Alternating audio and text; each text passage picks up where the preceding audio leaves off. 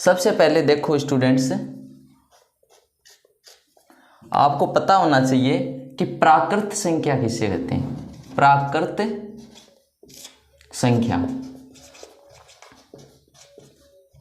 प्राकृत संख्याएं, ठीक है। इसको इंग्लिश में बोलते हैं नेचुरल नंबर। क्या बोलते हैं? Natural number.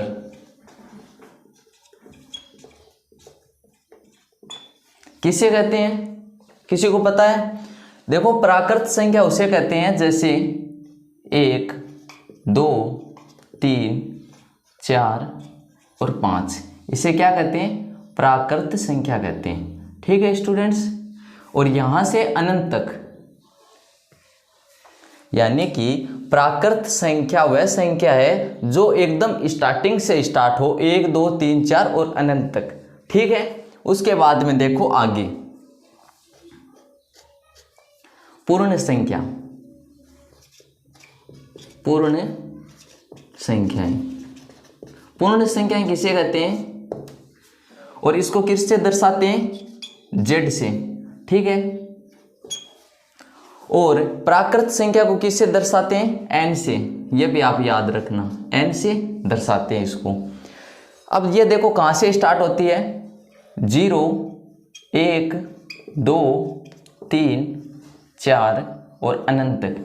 यानी कि इन दोनों के बीच में अंतर क्या है? प्राकृत संख्या को 1, 2, 3, 4, 5 इस प्रकार से हम लिख सकते हैं, और पूर्ण संख्या को 0 से स्टार्ट होती है, 0, 1, 2, 3, 4, 5 अनंत तक, ठीक है स्टूडेंट्स। आगे देखो, आगे है पूर्णांक। पूर्णांक संख्याएं, आगे है पूर्णांक संख्याएं। इसको किससे दर्शाते हैं? पूर्णांक संख्या को, पूर्णांक संख्या को दर्शाते हैं W से, ठीक है स्टूडेंट्स। और ये देखो पूर्णांक संख्या यहां से स्टार्ट हुई है ना, उसी प्रकार देखो 0 है, 1 है, 2 है, 3 है और 4 है, ठीक है। इसके अलावा ये माइनस से स्टार्ट होती है, -1, -2, -3 और -4, ठीक है। यानी कि पूर्णांक संख्या किसे कहते हैं? पूर्णांक संख्या कहते हैं धनात्मक संख्या और ऋणात्मक संख्या।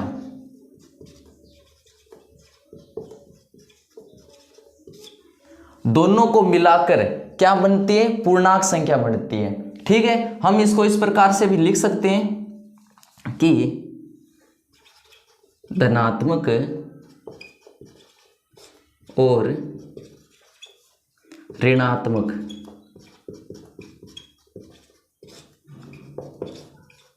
दोनों संख्याएं,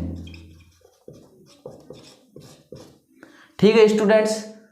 आ गया समझ में? अब देखो एक आपको समझना ये पड़ेगा कि ये जो 0 है ये क्या है।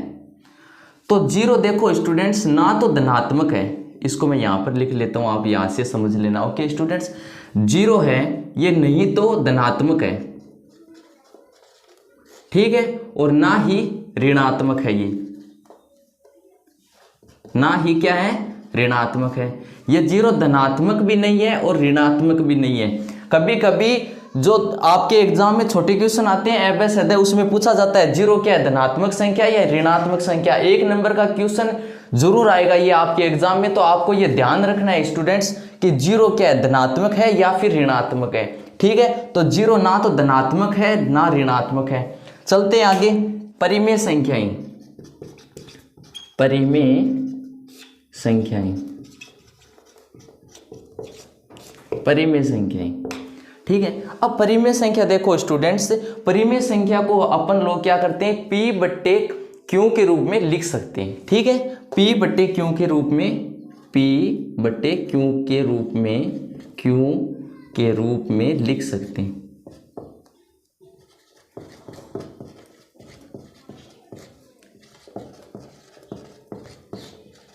P/Q के रूप में लिख सकते हैं। लेकिन आपको यह ध्यान रखना है स्टूडेंट्स, आपको क्या ध्यान रखना है कि Q बराबर कभी भी 0 नहीं होता है, ठीक है। क्यों बराबर कभी भी 0 नहीं होता है स्टूडेंट्स। क्यों नहीं होता है कि देखो, जैसे मैं लिख देता हूँ यहाँ पर कि 2/5, ठीक है स्टूडेंट्स। अब ये 2/5 है, ये P/Q के रूप में है, ठीक है, P/Q के रूप में है। इसका मतलब क्या है, ये परिमेय संख्या है। ये क्या है, परिमेय संख्या है, परिमेय संख्या है। अब देखो, अब मैं यहाँ पर इस प्रकार से लिख लेता हूँ कि 2/0। अपने को क्या था, क्यों बराबर के अंदर कभी भी 0 नहीं होना चाहिए। अब यहाँ पर 0 आ गए तो ये अब क्या होगा, ये अपरिमेय संख्या होगा, या हम इस प्रकार से लिख सकते हैं कि ये परिमेय संख्या नहीं है, परिमेय संख्या नहीं है, परिमेय संख्या नहीं है। समझ में आ रहा है स्टूडेंट्स। अगर देखो आपके क्वेश्चन एग्जाम में इस प्रकार से भी आ सकता है कि -4 और /1, तो ये बताओ परिमेय संख्या होगी या नहीं होगी। तो देखो ये आपकी परिमेय संख्या होगी। क्यों होगी, परिमेय संख्या है।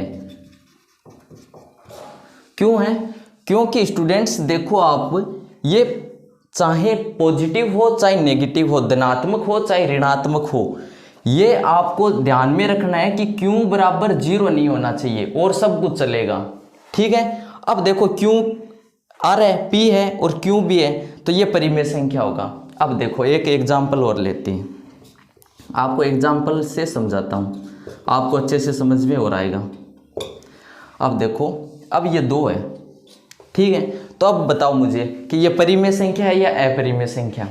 सिर्फ 2 है यहाँ पर, ये परिमेय संख्या होगा या अपरिमेय संख्या, बताओ। तो देखो स्टूडेंट्स, इसके नीचे हम 1 मानते हैं, हमेशा 1 मानते हैं, तो ये क्या होगा, परिमेय संख्या। ये क्या होगा, परिमेय संख्या। यदि किसी को स्क्रीनशॉट लेना हो तो मैं साइड में हट जाऊंगा, फिर ले लेना स्टूडेंट्स, ठीक है। आगे देखो एक एग्जाम्पल और लेते हैं। आप मुझे ये बताओ, -5 है और 9 है, तो ये क्या होगा। -5 है यानी ऋणात्मक संख्या भी है और धनात्मक संख्या भी है। अब क्या होगा, ये होगा अपना परिमेय संख्या। क्यों होगा, ये मैंने आपको बता दिया है, या मैंने आपको बता दिया क्यों बराबर के अंदर कभी भी 0 नहीं होना चाहिए स्टूडेंट्स। क्यों बराबर के अंदर कभी भी 0 नहीं होना चाहिए अपन लोगों का, ठीक है। यहाँ तक किसी को कोई दिक्कत नहीं है। यदि आपको दिक्कत आए किसी भी प्रकार से, तो यहाँ पर मैं लिख देता हूँ अपने मोबाइल नंबर, इस पर व्हाट्सअप करना है आपको 7073950683। यदि किसी भी स्टूडेंट्स को कोई भी क्वेश्चन है, कोई भी टॉपिक है, यदि समझ में नहीं आई तो इस पर कांटेक्ट करें और तुरंत या तो वीडियो कॉल से या फिर मैसेज से हम आपके डाउट को, हो सकता है कभी कभी टाइम लग जाता है, 2 से 3 घंटे के अंदर हम लोग आपको ज़रूर से कांटेक्ट कर लेंगे वापस, ठीक है। और ये क्लास आपको कैसी लगी कमेंट बॉक्स में ज़रूर से बताने। आगे देखो स्टूडेंट्स, अपरिमेय संख्याएं, अपरिमेय संख्या, अपरिमेय संख्याएं। अब देखो अपरिमेय संख्या किसे कहते हैं। अपरिमेय संख्या को देखो परिमेय संख्या का एकदम ऑपोजिट होता है, यानी P/Q के रूप में यहाँ पर क्या है अपन लोग लिख सकते हैं, और यहाँ पर अपन P/Q के रूप में नहीं लिख सकते, ये याद रखना है। P/Q के रूप में अपन लोग इसे नहीं लिख सकते, ठीक है। यहाँ तक किसी को कोई दिक्कत नहीं है। एग्जाम्पल से समझाते हैं। एग्जाम्पल देखो कि देखो √2 है, √5 है, √7 है, तो ये सारी क्या है, अपरिमेय संख्या है। यदि आप लोग बोलोगे कि √2 और बट्टे के अंदर 1 मान ले, तो ये क्या होगा, ये भी स्टूडेंट्स अपरिमेय संख्या ही होगा। क्यों होगा, क्योंकि रूट के अंदर है। लेकिन आपको मैं एक चीज़ बता दूं, ये आपको ध्यान रखना है, एग्जाम में बार बार यहाँ से क्वेश्चन पूछा जाता है कि पाई क्या है। ये क्वेश्चन बहुत टॉप लेवल में पूछा जाता है, बार बार पूछा जाता है कि पाई क्या है, पाई परिमेय संख्या है या अपरिमेय संख्या है। तो मैं आपको बता दूं, पाई अपरिमेय संख्या है। क्या है, अपरिमेय संख्या है। अपरिमेय संख्या है। ठीक है, क्यों है? क्योंकि पाई भी देखो, पाई का मान भी क्या है 3.47 इस प्रकार से होते हैं। और आपको एक चीज़ और मैं समझा दूँ, ये नहीं समझ में आई तो देखो, ये अपरिमेय संख्या ये आपने मान लिया। अब देखो जो यहाँ पर दिखाई दे रहा है, ठीक है, 22/7, 22/7 क्या है? ये पाई का मान है, ये p/q के रूप में है, तो ये क्या है? अपरिमेय संख्या है। ये क्या है? ये परिमेय संख्या है स्टूडेंट्स, ये आपको याद रखना है। 22/7 है ये जो परिमेय संख्या है, ये याद रखना है। लेकिन पाई है ये अपरिमेय संख्या है। आपके क्वेश्चन में, आपके एग्जाम में बार बार क्वेश्चन पूछा जाता है स्टूडेंट्स कि पाई क्या है?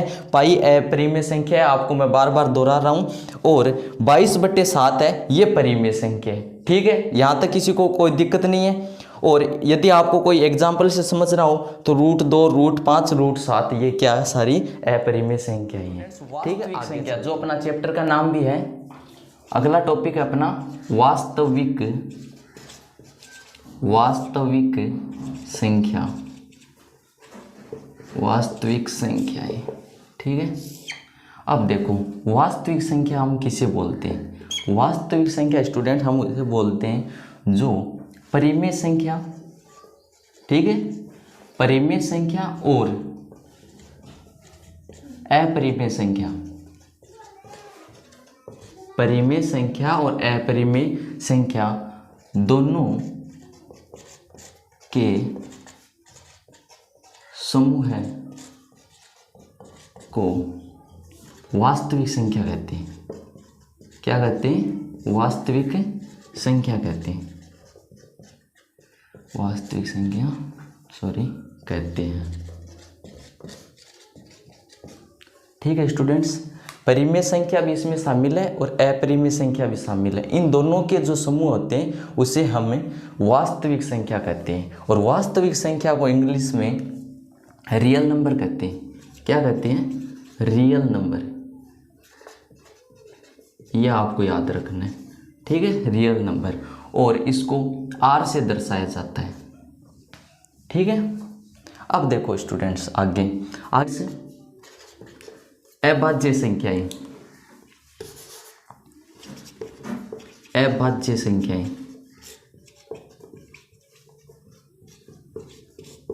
अभाज्य संख्याएं देखो, अभाज्य संख्या वो संख्या कहलाती है जिसके अंदर स्वयं का भाग जाए। जैसे कि 1 हो गया, 3 हो गया, 5 हो गया, और 7 है, 17 है और 23 है। ये सारी क्या कहलाती है? अभाज्य संख्या कहलाती है। ठीक है, यानी कि इसके अंदर स्वयं का ही भाग पूरा पूरा जाता है और किसी संख्या का भाग पूरा पूरा नहीं जाता। ये आपको याद रखना है। ठीक है, और एक होती है देखो स्टूडेंट्स भाज्य संख्या। एक क्या होती है? भाज्य संख्या।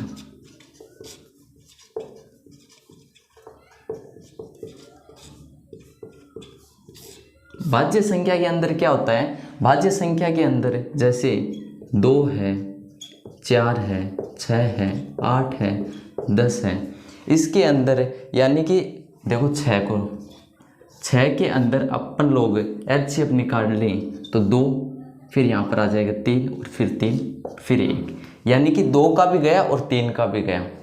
ठीक है, इस प्रकार से अभाज्य संख्या के अंदर अपनी संख्या के अलावा और संख्या का भी भाग जाता है। ठीक है, ये आपको याद रखना है। जैसे कि 4 के अंदर 2 का भी जाता है और 4 का भी जाता है, और 6 के अंदर 2 का भी जाता है और 3 का भी जाता है। इस प्रकार से आपको याद रखना है आगे। और इन दोनों में ज़्यादा अंतर नहीं है, बस आपको ये याद रखना है कि भाज्य संख्या और अभाज्य संख्या में अंतर क्या है। ये आपको इतना डीप से नहीं पढ़ना है क्योंकि आपने कक्षा 9th में भी ये चीज़ पढ़ी है जो आज मैं बता रहा हूँ। ठीक है, यदि किसी ने नहीं पढ़ा है तो उसके लिए इम्पोर्टेंट है क्योंकि थोड़ा रिवीजन हो जाए ताकि आपको याद आ जाए। ठीक है, आगे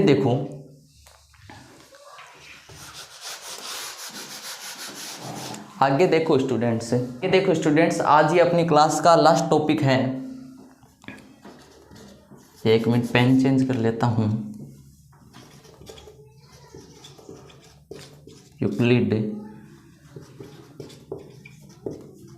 विभाजन प्रमेय का ठीक है, यूक्लिड विभाजन प्रेमिका, ये आपको ध्यान से समझना है। सारा खेल यहीं से होता है आपकी वास्तविक संख्या पहले चैप्टर के अंदर। ये यूट्यूब के ऊपर किसी ने इतना डीप नहीं बताया जितना अब मैं बताने जा रहा हूँ, ठीक है। अब देखो, सबसे पहले आपको ये समझना है कि प्रेमिका किसे कहते हैं। सबसे पहले आपको ये समझना है कि प्रेमिका किसे कहते हैं, प्रेमिक, ठीक है। अब देखो, ये सिद्ध किया हुआ एक कथन होता है, ये आपको ध्यान में रखना है। सिद्ध किया हुआ एक कथन होता है, सिद्ध किया हुआ एक कथन होता है, सिद्ध किया हुआ एक कथन होता है, ठीक है। यानी कि आपको ये ध्यान रखना है कि यूक्लिड विभाजन प्रेमिका के अंदर होता क्या है, ये आपको ध्यान रखना है। तो ये एक सिद्ध किया हुआ कथन होता है। सिद्ध किया हुआ का मतलब क्या होता है, जैसे देखो आपको एग्जाम्पल से मैं समझाता हूँ, वैसे आपको समझ में थोड़ा हार्ड तरीके से आएगा। अब देखो, समझते हैं, 19 है और 3 है। बड़ी संख्या कौन सी है, बड़ी संख्या है अपनी 19, ठीक है। तो आपको देखो, बड़ी संख्या को अंदर और छोटी संख्या को बाहर लिखना है इस प्रकार से यूक्लिड विभाजन के अंदर। अब देखो कितनी बार जाएगा भाग जाएगा अपने 6 बार। यहाँ पर आ जाएंगे 18 और यहाँ पर 1 आ गया, ठीक है। ये 1 है, इसको किससे दर्शाते हैं अपन लोग, इसको शेषफल से दर्शाते हैं, शेषफल यानी कि R, ठीक है स्टूडेंट्स, यहाँ तक कोई प्रॉब्लम नहीं है।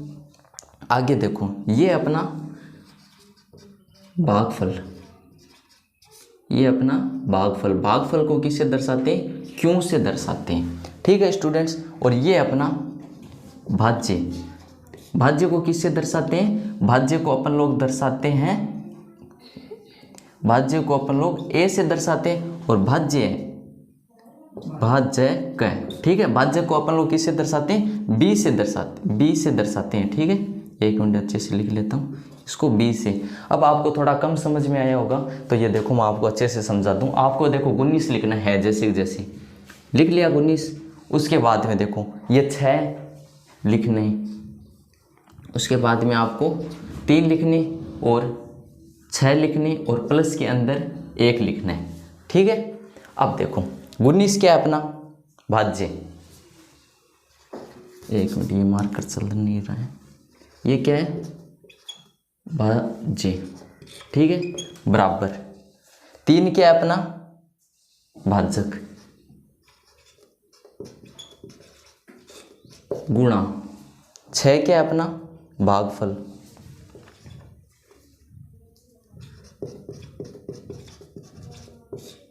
और प्लस का निशान है जैसे 1 क्या है अपना शेषफल,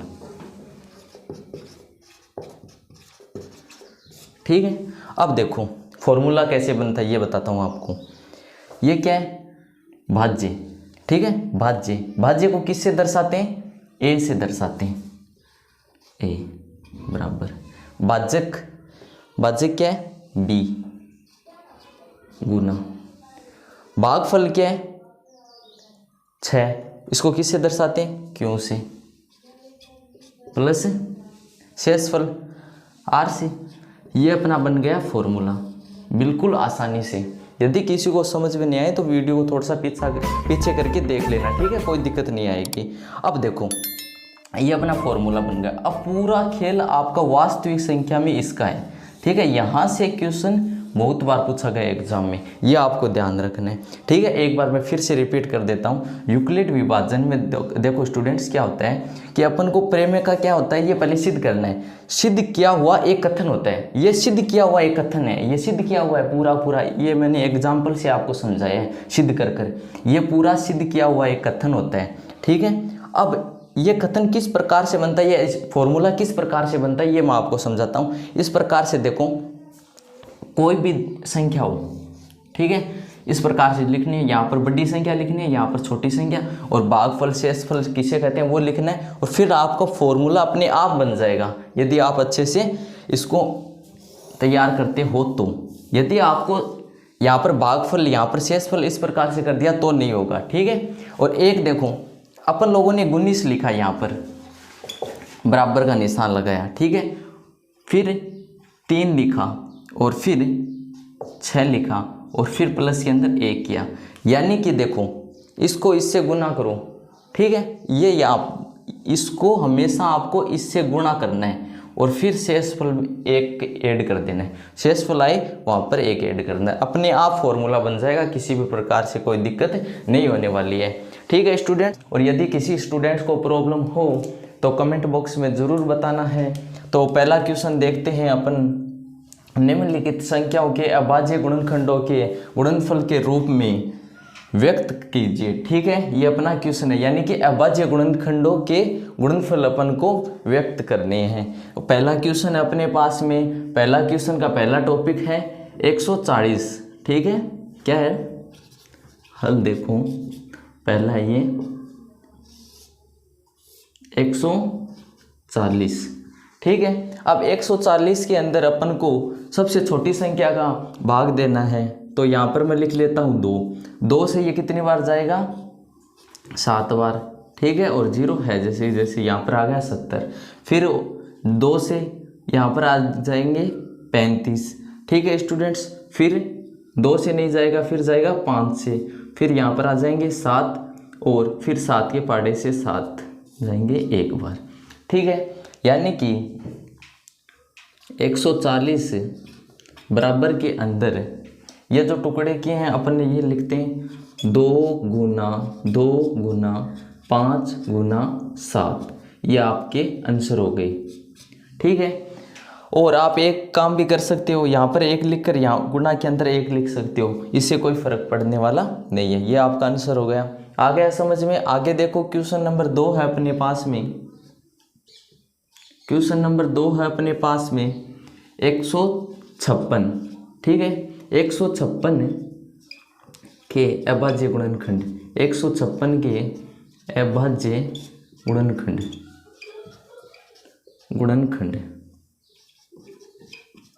ठीक है।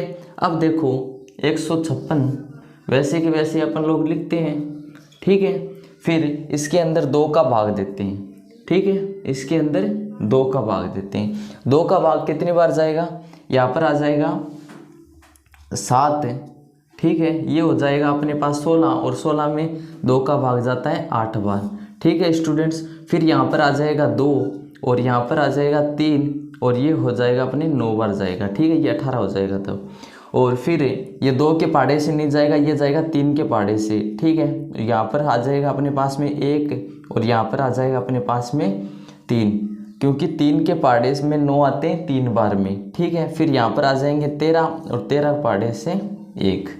अब अपन लिख सकते हैं 156 बराबर के अंदर 2 गुना 2 गुना 3 गुना 13 और गुना के अंदर 1 भी आप लिख सकते हो, नहीं लिखो तो आपकी मर्जी, कोई गलत नहीं करेगा एग्जामिनर, ठीक है। ये अपने हो गए आंसर। आगे देखो ये अपने हो गए और ये भी हो गया। आगे देखो क्वेश्चन नंबर 3 है अपने पास में 38 और 25, ठीक है, 38 और 25 के अभाज्य 38 और 25 के अभाज्य गुणनखंड, ठीक है, 38 और 25 के अभाज्य गुणनखंड कितने होंगे, तो अपन को क्या करना है, सबसे पहले इस प्रकार से बनाते हैं, ठीक है स्टूडेंट्स, इस प्रकार से अपन लोग इसको संख्या को लिखते हैं 38 और 25, ठीक है, 38 और 25। अब क्या करते हैं, 38 और 25 में किसका भाग जाएगा, 2 का तो देखो स्टूडेंट्स जाएगा नहीं, क्यों नहीं जाएगा, क्योंकि 2 का होता है, ठीक है, 2 का भाग क्यों नहीं जाएगा, क्योंकि 2 का भाग जाने के लिए सबसे पहले संख्या कौन सी होनी चाहिए, सबसे पहली संख्या होनी चाहिए अपने पास में 2 4 6 8 10 12 14 18 20, ये संख्या होनी चाहिए, लेकिन यहाँ पर क्या आ रहा है, यहाँ पर आ रहा है अपने पास में 5 आ रहा है, ठीक है, तो इसका मतलब क्या है, 2 का भाग तो नहीं जाएगा, 3 का देखते हैं, हाँ 3 का भाग जाएगा, तो यहाँ पर आ जाएगा 1 और यहाँ पर 2 और यहाँ पर 7 और यहाँ पर 5, ठीक है, फिर देखो फिर जाएगा 3 का, तो इस बार कितना आएगा 4 2 5 यानी 425 आ गया। कितना आ गया 425 425। और फिर यहाँ पर आ जाएगा 5 के पहाड़े से देखते हैं। 5 के पहाड़े से ये आएगा 8 और 5। फिर 5 के पहाड़े से आएगा यहाँ पर 1 और यहाँ पर आएगा 7। फिर 17 के पहाड़े से आएगा यहाँ पर 1। ठीक है स्टूडेंट्स, किसी को कोई दिक्कत नहीं है। अब देखो 38 25 है, 38 और 25 बराबर के अंदर 3 गुना 3 गुना, ठीक है। फिर 5 गुना 5 गुना 17, ये हो गए अपने आंसर। ठीक है, आगे देखो स्टूडेंट्स, कितने क्वेश्चन हो गए अपने पास में 3 क्वेश्चन हो गए। क्वेश्चन अपने पास में 2 और बचे हैं। ठीक है, तो इन क्वेश्चन को अपन लोग यहाँ पर देखते हैं। इन क्वेश्चन को अपन लोग यहाँ पर देखते हैं। तो आगे देखो क्वेश्चन नंबर है अपने पास में 4। यहाँ पर कितने हैं,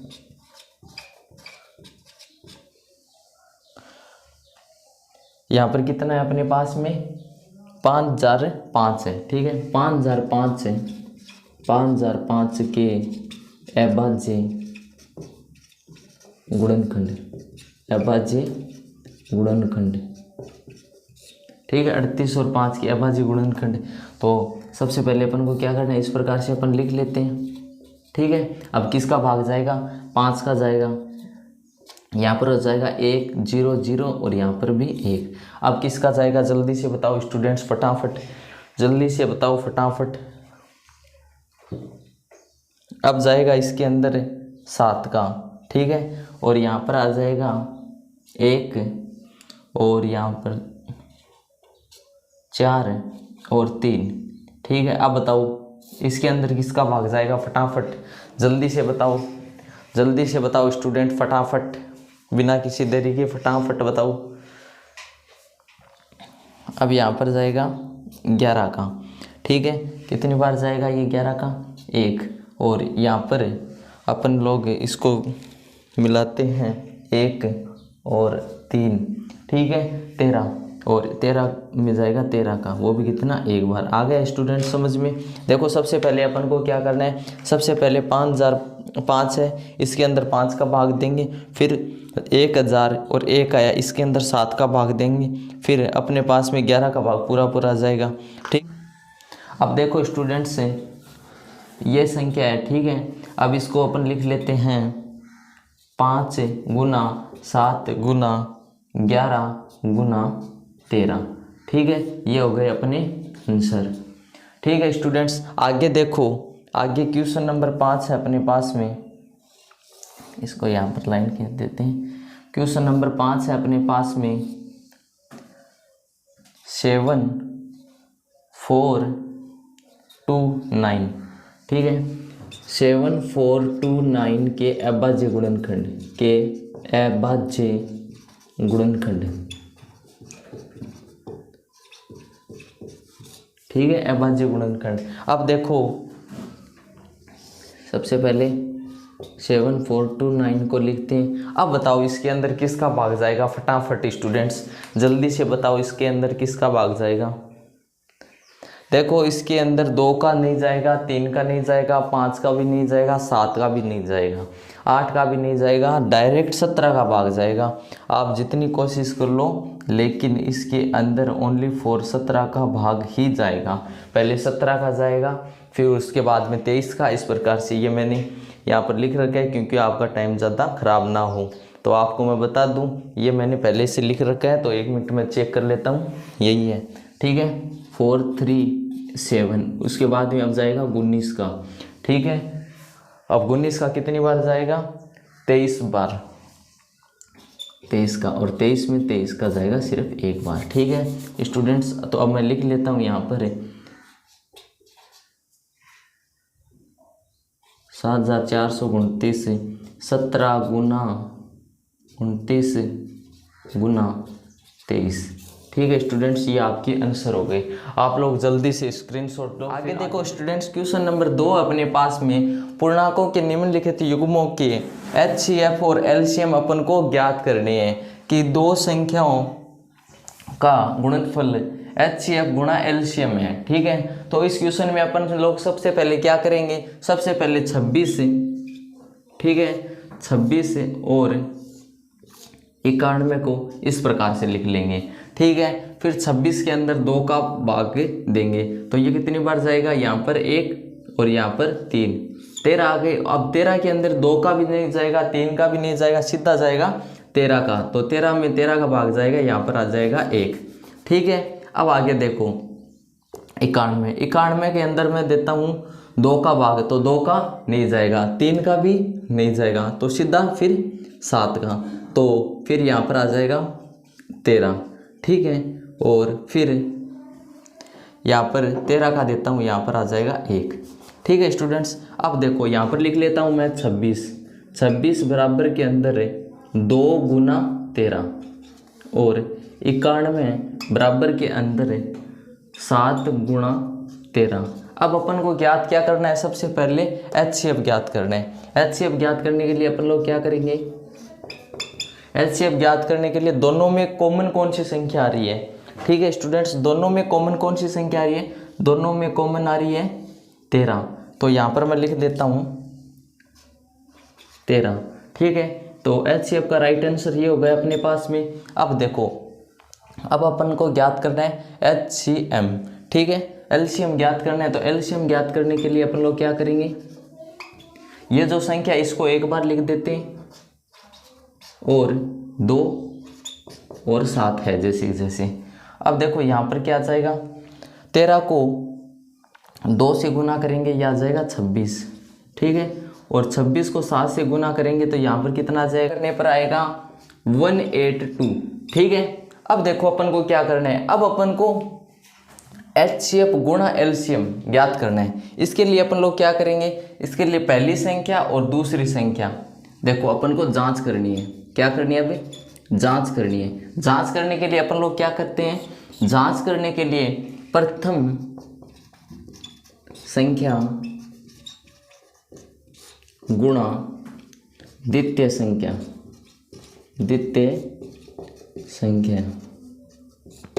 ठीक है, प्रथम संख्या गुणा द्वितीय संख्या। अब देखो प्रथम संख्या कौन सी है, प्रथम संख्या अपने पास में ये वाली। ठीक है, प्रथम संख्या अपने पास में कौन सी है, ये वाली 26, और द्वितीय संख्या कौन सी है अपने पास में 91। ठीक है, और बराबर के अंदर है HCF गुणा LCM। ठीक है, तो बराबर के अंदर LCF कितना था अपने पास में 13, और गुना के अंदर LCM कितना था 182। अब देखो इन दोनों संख्या को अपन गुना करते हैं और इन दोनों संख्या को गुना करते हैं। इन दोनों संख्या को गुना करेंगे तो कितना आएगा स्टूडेंट्स, फटाफट बताओ। यदि इन दोनों संख्या को गुना करने पर दोनों एक समान आए तो बिल्कुल अपना सही होगा। ठीक है, तो 2366 और यहाँ पर भी आएगा 2366। ठीक है, ये आपको समझना होगा स्टूडेंट्स। क्यों, क्योंकि देखो आपको कैलकुलेशन तो आनी ही चाहिए यदि आप 10th क्लास में हो तो। आगे देखो, फिर ये क्वेश्चन आपको समझ में आ गया। एक बार मैं आपको तरीका बता देता हूँ। सबसे पहले आपको क्या करना है, LCM निकालना है और LCM निकालना है। ठीक है, यहाँ पर फिर प्रथम संख्या और द्वितीय संख्या दोनों को गुना करना है और जो आपने HCF और LCM निकालना है उनको गुना करना है। फिर दोनों यदि समान आ जाए तो अपना सही होगा। ये होती है अपनी जांच। क्वेश्चन नंबर 2 का दूसरा पॉइंट है 510 और 92। ठीक है, 510 के अंदर अपन लोग देते हैं भाग 2 का, यहाँ पर आ जाएगा 255। ठीक है, फिर 255 के अंदर अपन लोग भाग देते हैं 3 का, तो यहाँ पर कितना आ जाएगा, यहाँ पर आ जाएगा 80 और 5। ठीक है, 85 के अंदर अपन भाग देते हैं 5 का, तो यहाँ पर आ जाएगा 1 और यहाँ पर आ जाएगा अपने पास में 7 यानी 17, और फिर 17 के अंदर 17 का भाग देते हैं, आ जाएगा 1। उसी प्रकार से 92, ठीक है, 92 के अंदर अपन लोग भाग देते हैं 2 का, तो यहाँ पर आ जाएंगे अपने पास में 46, और 46 के अंदर किसका भाग दें, 46 के अंदर अपन लोग फिर से 2 का भाग देते हैं, यहाँ पर आ जाएंगे 2 और यहाँ पर आ जाएंगे 3, और फिर 23 के अंदर अपन लोग 23 का ही भाग देंगे, ठीक है। फिर देखो 510 और 92 का अभाज्य गुणनखंड, अभाज्य गुणनखंड, ठीक है, कितना होगा 510 बराबर के अंदर 2 गुना 3 गुना 5 गुना 17, ठीक है, और फिर 92 बराबर के अंदर 2 गुना और फिर यहाँ पर 23। अब देखो दोनों के अंदर कॉमन क्या रहे, HCF अपन ज्ञात करते हैं, दोनों के अंदर देखो कॉमन क्या रहे, तो यहाँ पर देखो दोनों के अंदर अपने पास में कॉमन आ रहा है 2, क्या आ रहा है 2 आ रहा है, ठीक है। अब दोनों के अंदर 2 कॉमन आ रहा है तो लिख देते हैं इसको है जैसे जैसे 2, ठीक है। अब अपन को ज्ञात करना है LCM,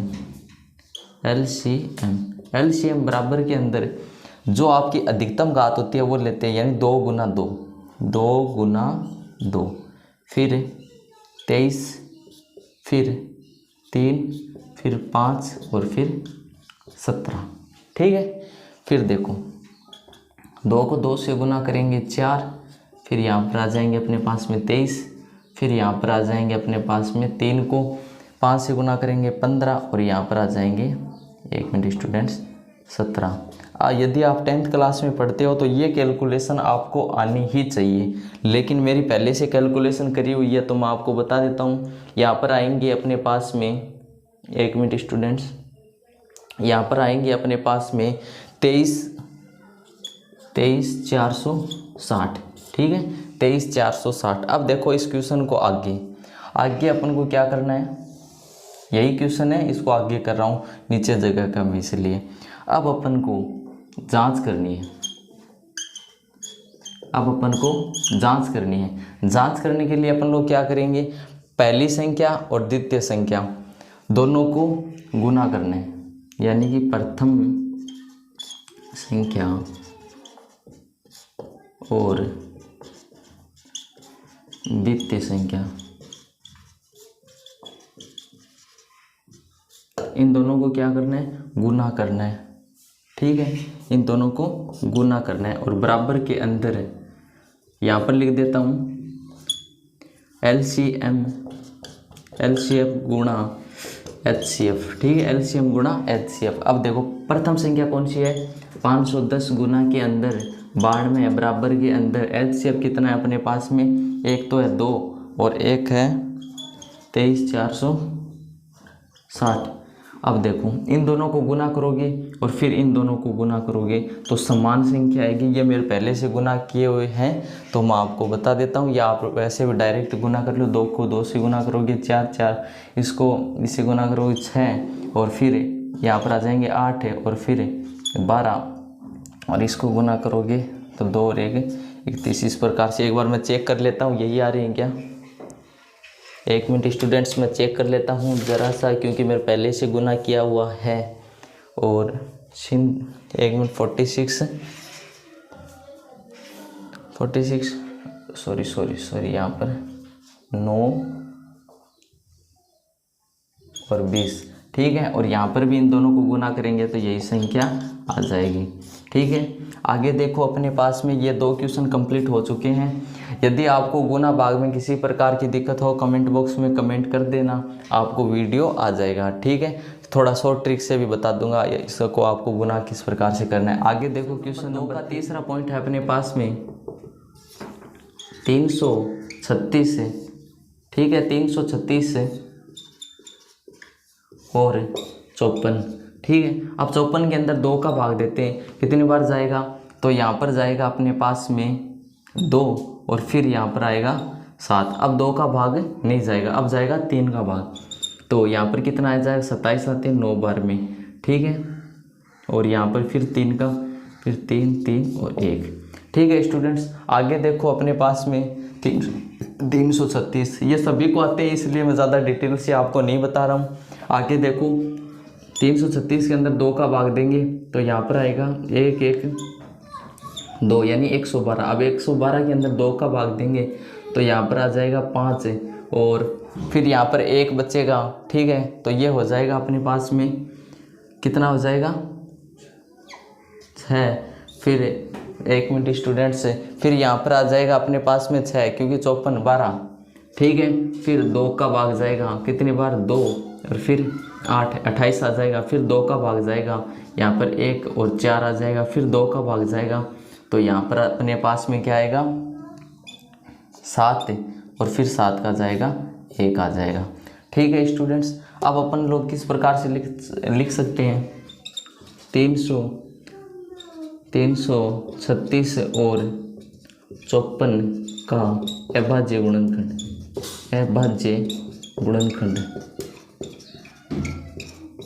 ठीक है। तो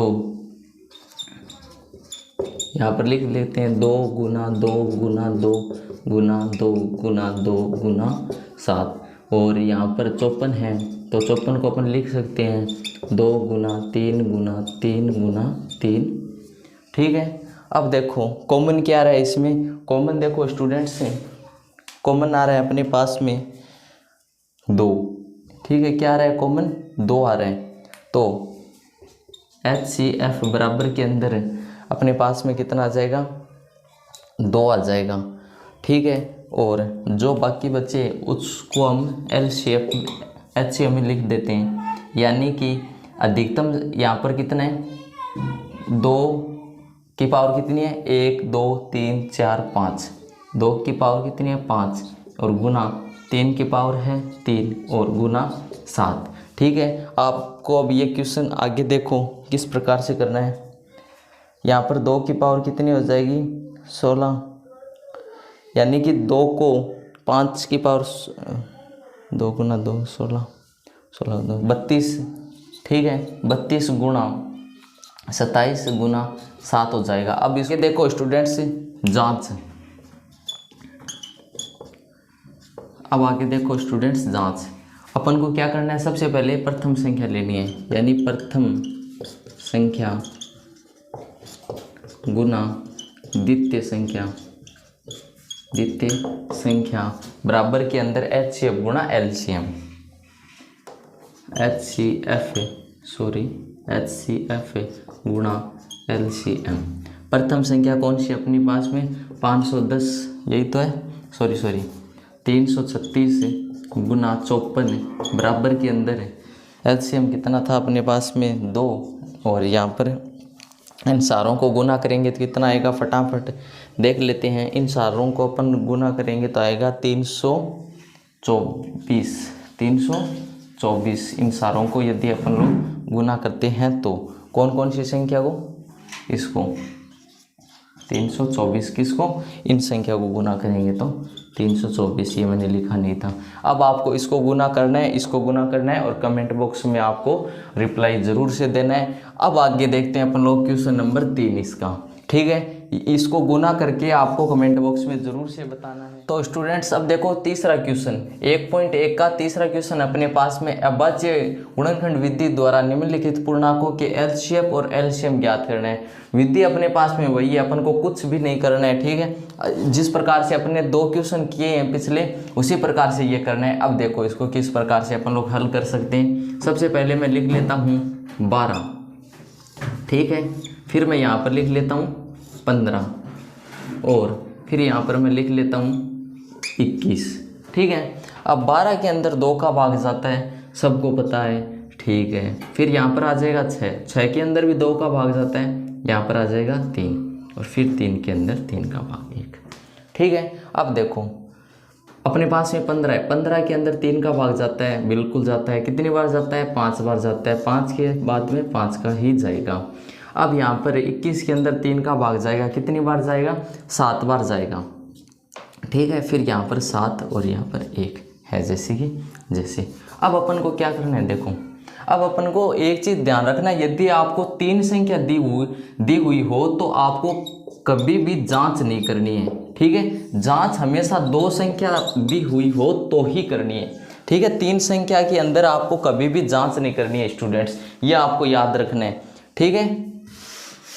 तो अब देखो इसके अंदर अपन को जांच तो करनी नहीं है, तो अपन लोग सीधा लिख देते हैं 12, 2 गुना 2 गुना 3 और 15 बराबर 3 गुना 5 और 21 बराबर 3 गुना 7। तो अब स्टूडेंट्स आप मुझे बताओ कि इनमें तीनों में सबसे कॉमन कौन आ रहा है, तीनों संख्याओं में कॉमन कौन है, यहाँ पर भी 3 है, यहाँ पर भी 3 है और यहाँ पर भी 3 है। तो इसका मतलब क्या होगा, 3 अपने पास में कॉमन आ रहा है, तो मैं लिख सकता हूँ HCF बराबर के अंदर 3, ठीक है। ये अपना राइट ऑप्शन है, राइट आंसर है। इसके बाद में अपन को ज्ञात करना है एलसीएम ज्ञात करने के लिए 2 गुना 2 और ये 3 ले लेते हैं, ठीक है। 3 को एक बार ही लेना है अपन को, फिर 5 और फिर 7। अब देखो 2 को 2 से गुना करेंगे 4, 4 को 3 से गुना करेंगे 12, 12 को 5 से गुना करेंगे तो 60, और 60 को यदि अपन लोग 7 से गुना करेंगे तो अपने पास में कितना आएगा 420। एक बार चेक कर लेंगे ये आंसर लास्ट में, ठीक है। आगे देखो सेकेंड नंबर क्वेश्चन है अपने पास में। सेकेंड नंबर क्वेश्चन में ये देखो तीनों संख्या, एक चीज़ ये ध्यान रखो आपको, ये तीनों संख्या है ना, ये तीनों संख्या अभाज्य संख्या है। तीनों संख्या क्या है, अभाज्य संख्या है। इसका मतलब क्या है, इसका मतलब ये है कि इन तीनों में अपना ही भाग जाएगा और किसी का भाग नहीं जाएगा।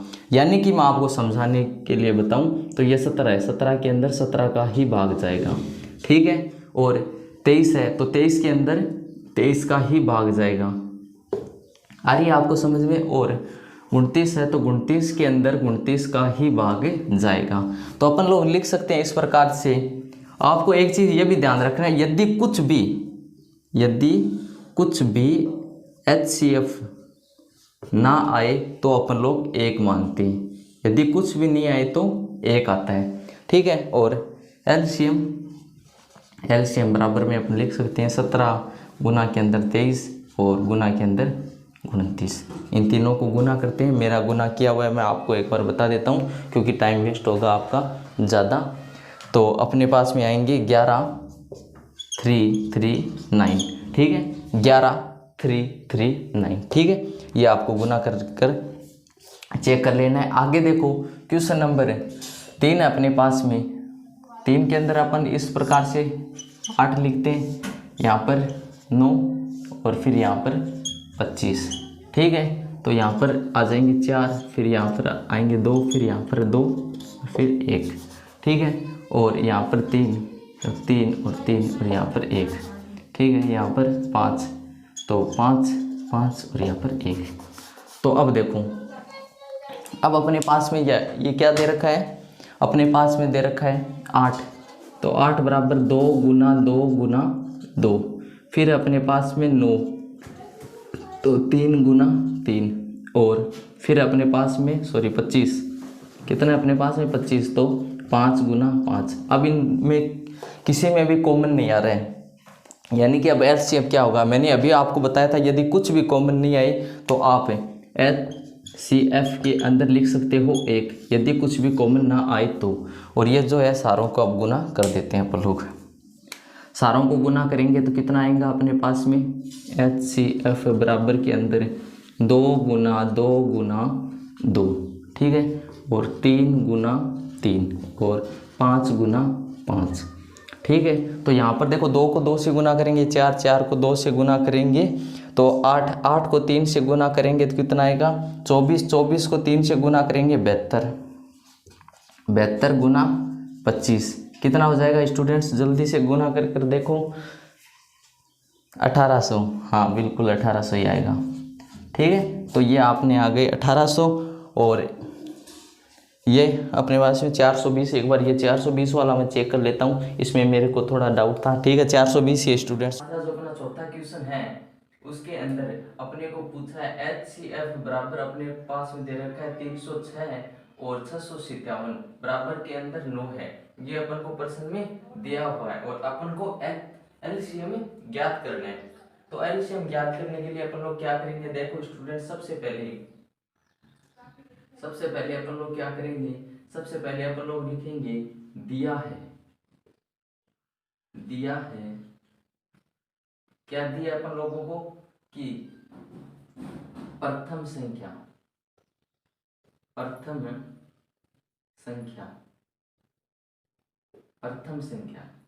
ठीक है। प्रथम संख्या ये रही 306 और द्वितीय संख्या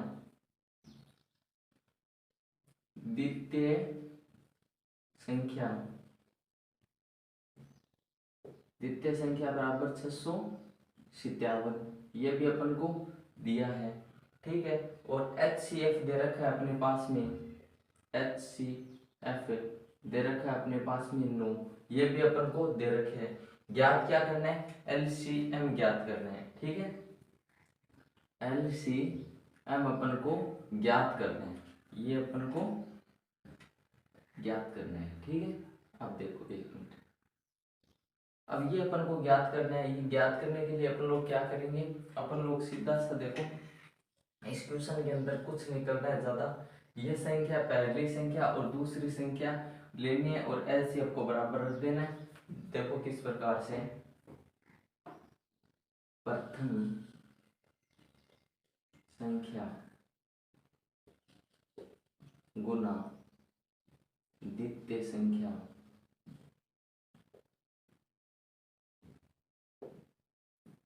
ठीक है बराबर के अंदर HCF गुना LCM। ठीक है। प्रथम संख्या कितनी है 306 गुना द्वितीय संख्या कितनी है अपने पास में, द्वितीय संख्या है अपने पास में 657 और बराबर के अंदर 9 अपने को LCM दे रखा है और LCM दे रखा है और LCM ज्ञात करना है। ये अपने पास में है नहीं, इसको है जैसे अपन रहने देते हैं। ठीक है। अब ये गुना में इधर आएगी तो भाग में, यानी कि 306 गुना के अंदर 657 और बट्टे के अंदर 9 और बराबर अपन को क्या ज्ञात करना है, ये रख लेते हैं। ठीक है स्टूडेंट्स, ये गुना था, इधर आ गया भाग में। अब देखो 9 से ये 306 कटेंगे 3 और ये आ जाएगा 4। ठीक है, यानी कि 34 गुना 657 और बराबर के अंदर LCF। ठीक है, LCF हो गया और इन दोनों को गुना करेंगे तो यहाँ पर आ जाएंगे 2 और 2 3 3 8 तो बराबर LCF। ये अपना हो गया इस क्वेश्चन का राइट आंसर। ठीक है स्टूडेंट्स, समझ में आ गया। देखो स्टूडेंट्स, इस क्वेश्चन के अंदर अपन लोगों को कुछ भी नहीं करना था, सिर्फ जो संख्या दी है उसको एक तरफ लिखना है और ये गुना था भाग में आ गया। बाकी देखो स्टूडेंट्स, क्वेश्चन नंबर 5 है अपने पास में, जांच कीजिए कि क्या किसी प्राकृतिक संख्या n के लिए संख्या 6n अंक 0 पर समाप्त हो सकती है क्या। यानी कि कोई भी संख्या जिसकी पावर 6n है तो 0 पर वो संख्या समाप्त हो सकती है या नहीं, ये अपन को बताना है। तो देखो सबसे पहले अपन लोग, मैं आपको बताता हूँ, देखो 6n हो या फिर 4n हो या फिर 12n हो, इन सारे प्रश्नों को अपन को सॉल्व करने का तरीका एक जैसा होता है। जी स्टूडेंट्स, बिल्कुल आपने ये तरीका आपको ध्यान से समझना, सभी का तरीका एक जैसा होता है। ठीक है, अब देखो आप,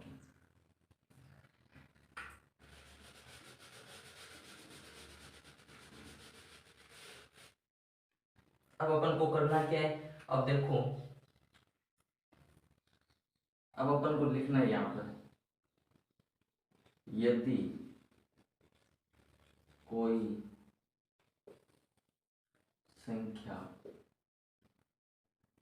जैसे अपने पास में कितनी थी क्वेश्चन के अंदर, एक बार मैं देख लेता हूँ, 6 है। ठीक है, यदि कोई संख्या, ये बोल रहे हैं 0 पर समाप्त हो सकती है, तो आपको लिखना है यदि कोई संख्या 0 पर समाप्त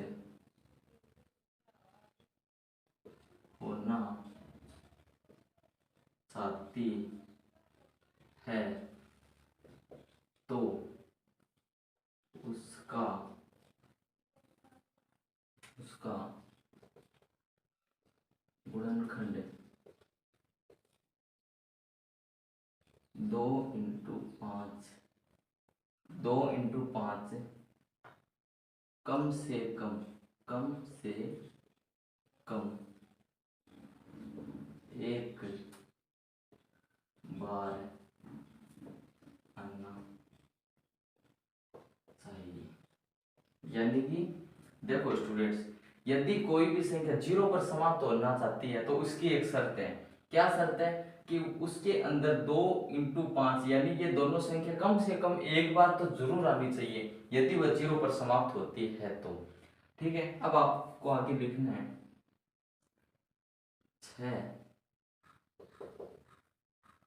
देखो 6 के अभाज्य गुणनखंड, 6 के अभाज्य गुणनखंड। अब देखो 6 के अभाज्य गुणनखंड यानी कि अब देखते हैं अपन लोग कि 2 और 5 आते हैं क्या इसके गुणनखंड करने पर। 6, यहाँ पर 2, यहाँ पर 3 3 1। अब कितने आ गए देखो, 6 बराबर के 2 × 3 आई। ठीक है, अपने पास में ये संख्या आई है और अपनी शर्त क्या थी? ये आना चाहिए अपन को, यदि कोई संख्या 0 पर समाप्त होती है तो। लेकिन अपने पास में ये संख्या ये है, इसका मतलब नहीं है। तो देखो स्टूडेंट्स, इतना लिखने का, इतना समझाने का अर्थ यही है आपको। देखो सरल भाषा में बता देता हूँ, यदि कोई भी संख्या है 6 है, ठीक है 6n है, ये 0 पर समाप्त होना चाहती है तो यही मैंने लिखा है, यदि कोई संख्या 0 पर समाप्त होना चाहती है तो उसका गुणनखंड 2 × 5 कम से कम एक बार आना चाहिए, कम से कम एक बार आना चाहिए। अब अपन को कैसे पता चलेगा? अपन लोग गुणनखंड करेंगे तो पता चलेगा। अब गुणनखंड किया तो नहीं है, ठीक है, ये आपको याद रखना है। अब आगे देखो, सबसे सरल भाषा में लिखा है ताकि आपको किसी प्रकार की कोई दिक्कत नहीं हो। अब अपन लोग 2 लाइन नीचे और लिख देते हैं, ठीक है। देखो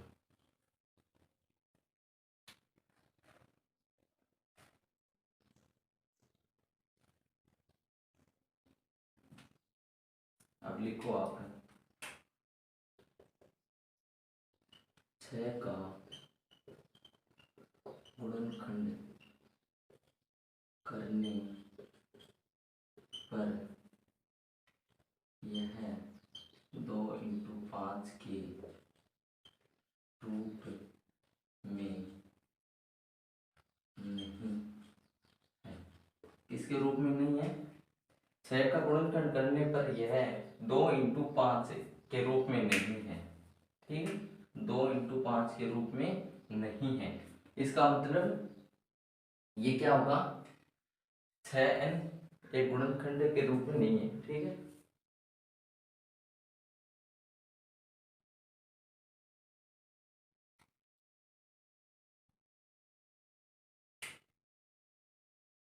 अब आपको आगे लिखना है अर्थात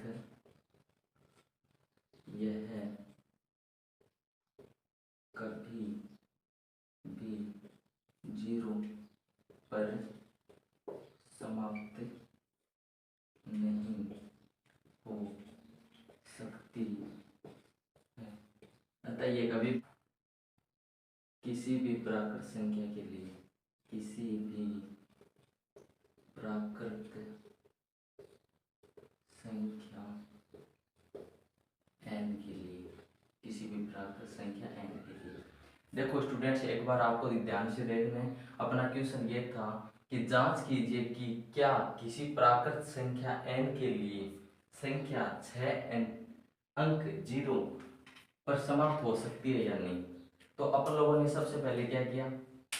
अपन लोगों ने सबसे पहले यदि कोई संख्या, ये लाइन लिखी, यदि कोई संख्या 0 पर समाप्त होना चाहती है तो उसका गुणनखंड 2 × 5 कम से कम एक बार आना चाहिए, ठीक है। इसके लिए अपन लोग आना चाहिए, ठीक है, ये अपन लिख दिए। अब इसकी जांच के लिए अपन लोग क्या लिखें कि अभाज्य गुणनखंड करने पर, अभाज्य गुणनखंड करेंगे तो ही तो अपन लोगों को पता चलेगा कि 2 × 5 की रूप में है या नहीं है। तो अपन ने गुणनखंड किए तो ये अपने पास में नहीं था, तो अपन लोगों ने लिख दिया कि 6 का गुणनखंड करने पर यह 2 × 5 के रूप में नहीं है। एकदम सरल भाषा में, अर्थात यह कभी भी 0 पर समाप्त नहीं हो सकती और किसी भी प्राकृत संख्या n के लिए, किसी भी प्राकृत संख्या n के लिए। ठीक है, जल्दी से स्क्रीनशॉट लो। यदि आपको वीडियो अच्छा लग रहा है तो लाइक करो और अपने दोस्तों को ज़्यादा से ज़्यादा शेयर करो। जल्दी से देखो स्टूडेंट्स, क्वेश्चन नंबर 6 अपने पास में बहुत बेहतरीन क्वेश्चन है, आपको ध्यान से देखना है। व्याख्या कीजिए कि 7 × 11 × 13 × +13, और ये पहली समीकरण और दूसरी समीकरण अपने पास में 7 × 6 × 5 × 4 × 3 × 2 × और 1 × और +5 बाध्य संख्या क्यों है, ये अपन को प्रूफ करना है, ये अपन को क्वेश्चन के अंदर बताना है। कभी भी इस प्रकार से क्वेश्चन आए तो अपन लोगों को सबसे पहले क्या करना है, प्रथम समीकरण लेते हैं। ठीक है, सबसे पहले प्रथम समीकरण लेते हैं। प्रथम समीकरण है अपने पास में 7 × 11 × 13 + 13, ये समीकरण है। ठीक है, अब देखो इसको किस प्रकार से हल करना है। इन दोनों में कॉमन क्या है, इन दोनों में कॉमन आ रहा है, देखो यहाँ पर भी 13 है और यहाँ पर भी 13 है। इसका मतलब क्या, 13 कॉमन ले लेते हैं, 13 कॉमन आ गए। यहाँ पर 7 × 11 और यहाँ पर 1 बच गया और प्लस यहाँ पर भी 1 है। ठीक है, यहाँ तक किसी को कोई दिक्कत नहीं है। आगे देखो ये 13 है, जैसे जैसे यहाँ पर 77 और गुना के अंदर 1 और प्लस के अंदर 1। ठीक है, अब इस प्रकार से लिख सकता हूँ 77, इसमें 1 जोड़ देते हैं, 71 × 1। ठीक है, ये हो गई अपनी पहली समीकरण। अब इसको आगे देखो अपन लोग नहीं कर सकते, क्यों नहीं कर सके, एक है रूल है जो मैं लिख देता हूँ यहाँ पर। अब देखो आपको यहाँ पर हिंदी में लाइन लिखनी है, 2 से अधिक गुणनखंड, 2 से अधिक गुणनखंड रूप में होने के 2 से अधिक गुणनखंड होने, एक मिनट स्टूडेंट, हाँ 2 से अधिक गुणनखंड रूप में होने के कारण यह, यहाँ पर लिख देता हूँ, यह एक भाज्य संख्या, यह एक भाज्य संख्या है। ठीक है, इसका मतलब क्या, 2 से अधिक गुणनखंड है इसके, इसलिए यह एक भाज्य गुणनखंड है। आगे देखो आपको आगे और भी अच्छे से समझ में आ जाएगा। आगे देखो दूसरी समीकरण ले लेता हूँ,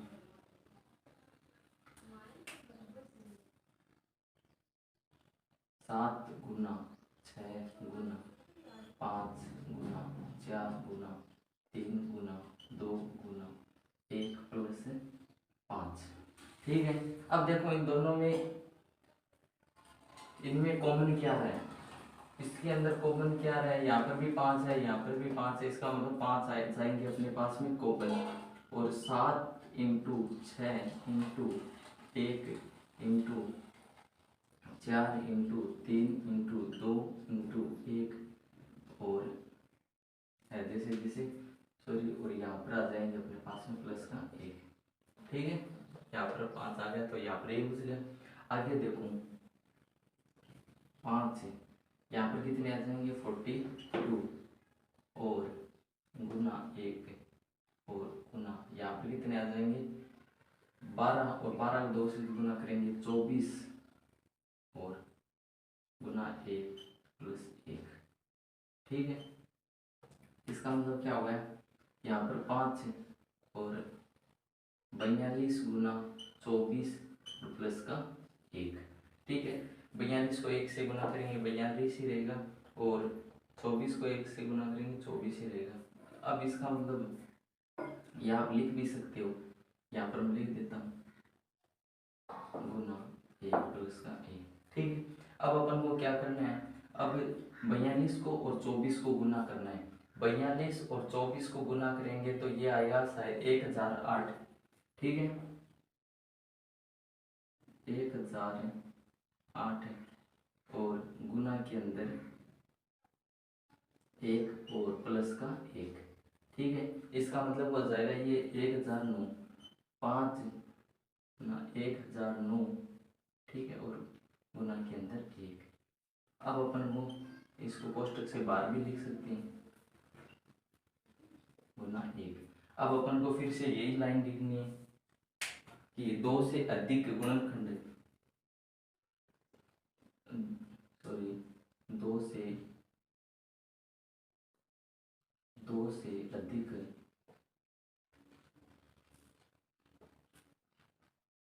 गुणनखंड आपको इस प्रकार से इसी लाइन को लिखनी है। ठीक है, आप लिख लेना। और यदि आपको ये क्वेश्चन में किसी प्रकार की दिक्कत हो तो कमेंट बॉक्स में जरूर से बताना। आप जल्दी से स्क्रीनशॉट ले लो। आगे देखो स्टूडेंट्स, क्वेश्चन नंबर 7 अपने पास में बेहतरीन क्वेश्चन है। आपको इस क्वेश्चन को थोड़ा ध्यान से देखना है। क्वेश्चन अपने पास में किसी खेल के मैदान के चारों ओर एक वर्ताकार पथ है। किसी खेल का मैदान है, ठीक है, मैं मान लेता हूं ये मैदान है, ये अपना मैदान है खेल का। अब देखो इस मैदान का एक चक्कर लगाने पर सोनिया को 18 मिनट लगते हैं। कितने मिनट लगते हैं, ये मैं मान लेता हूं मैदान है। ठीक है, अब देखो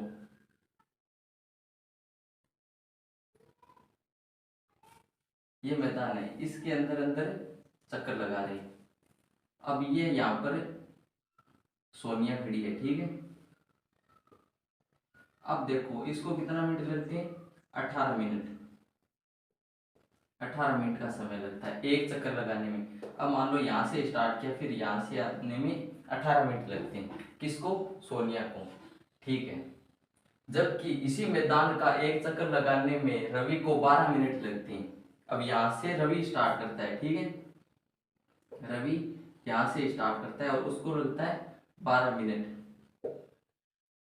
अब देखो आगे, मान लीजिए वे दोनों एक ही दिशा और एक ही समय पर चलना प्रारंभ करते हैं। एक ही दिशा और एक ही समय पर चलना प्रारंभ करते हैं और एक ही दिशा में चलते हैं। कितने समय बाद वे पुण्य स्थान पर मिलेंगे, यानी कि वापिस कितने समय के बाद में उसी स्थान पे मिलेंगे। यानी कि देखो सोनिया यहाँ पर खड़ी है और रवि भी यहाँ पर खड़े हैं। अब सोनिया को 18 मिनट लगते हैं इस ग्राउंड का एक चक्कर लगाने में और रवि को 12 मिनट लगते हैं। अब वो कितनी देर बाद में पुनः मिलेंगे, ये अपन को हल करना है क्वेश्चन के अंदर। ये आपको ध्यान रखना है, कभी भी न्यूनतम समय की यदि बात हो तो आपको LCM ज्ञात करना है। ठीक है, LCM ज्ञात करना है, ये आपको हमेशा ध्यान रखना है। यदि कम से कम समय की बात हो और अधिक से अधिक समय की बात हो तो HCF ज्ञात करना है। लेकिन यहाँ पर कम से कम समय की बात हो रही है, तो आगे देखो अपन लोग इस प्रश्न को इस प्रकार से हल कर सकते हैं कि हल, अब देखो कितना मिनट लगता है,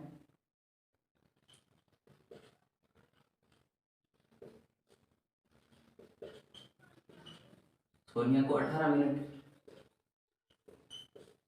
ठीक है, एक चक्कर लगाने में, और रवि को 12 मिनट, सॉरी 12 मिनट लगता है एक चक्कर लगाने में। ठीक है, अब देखो ज्ञात क्या करना है, LCM। तो यहाँ पर मैं लिख लेता हूँ 18, यहाँ पर मैं लिख लेता हूँ 12, 2 के पाड़े से 9, फिर 2 के पाड़े से नहीं जाएगा, 3 के पाड़े से 3 बार, और फिर 3 के पाड़े से 1। ठीक है, और फिर 2 के पाड़े से 6, फिर 2 के पाड़े से 3, और फिर 3 के पाड़े से 1। यानी कि 18 बराबर के अंदर 2 इंटू 3 की पावर 2। ठीक है, ये 2 बार है, इस प्रकार से अपन लिख सकते हैं। 12 बराबर के अंदर 2 की पावर 2 इंटू 3। इसका मतलब क्या होगा, अपन को जब भी, क्या दिखाई दे रहा है, अपन को जब भी एलसीएम ज्ञात करना है, अपन लोगों को जब भी एलसीएम ज्ञात करना है तो क्या करना है, अधिकतम घात लेनी है। अधिकतम घात का मतलब है यहाँ पर अधिकतम ये और यहाँ पर अधिकतम ये। इसका मतलब 3 की पावर 2 का मतलब हो गया 9 और 2 की पावर 2 का मतलब हो गया 4।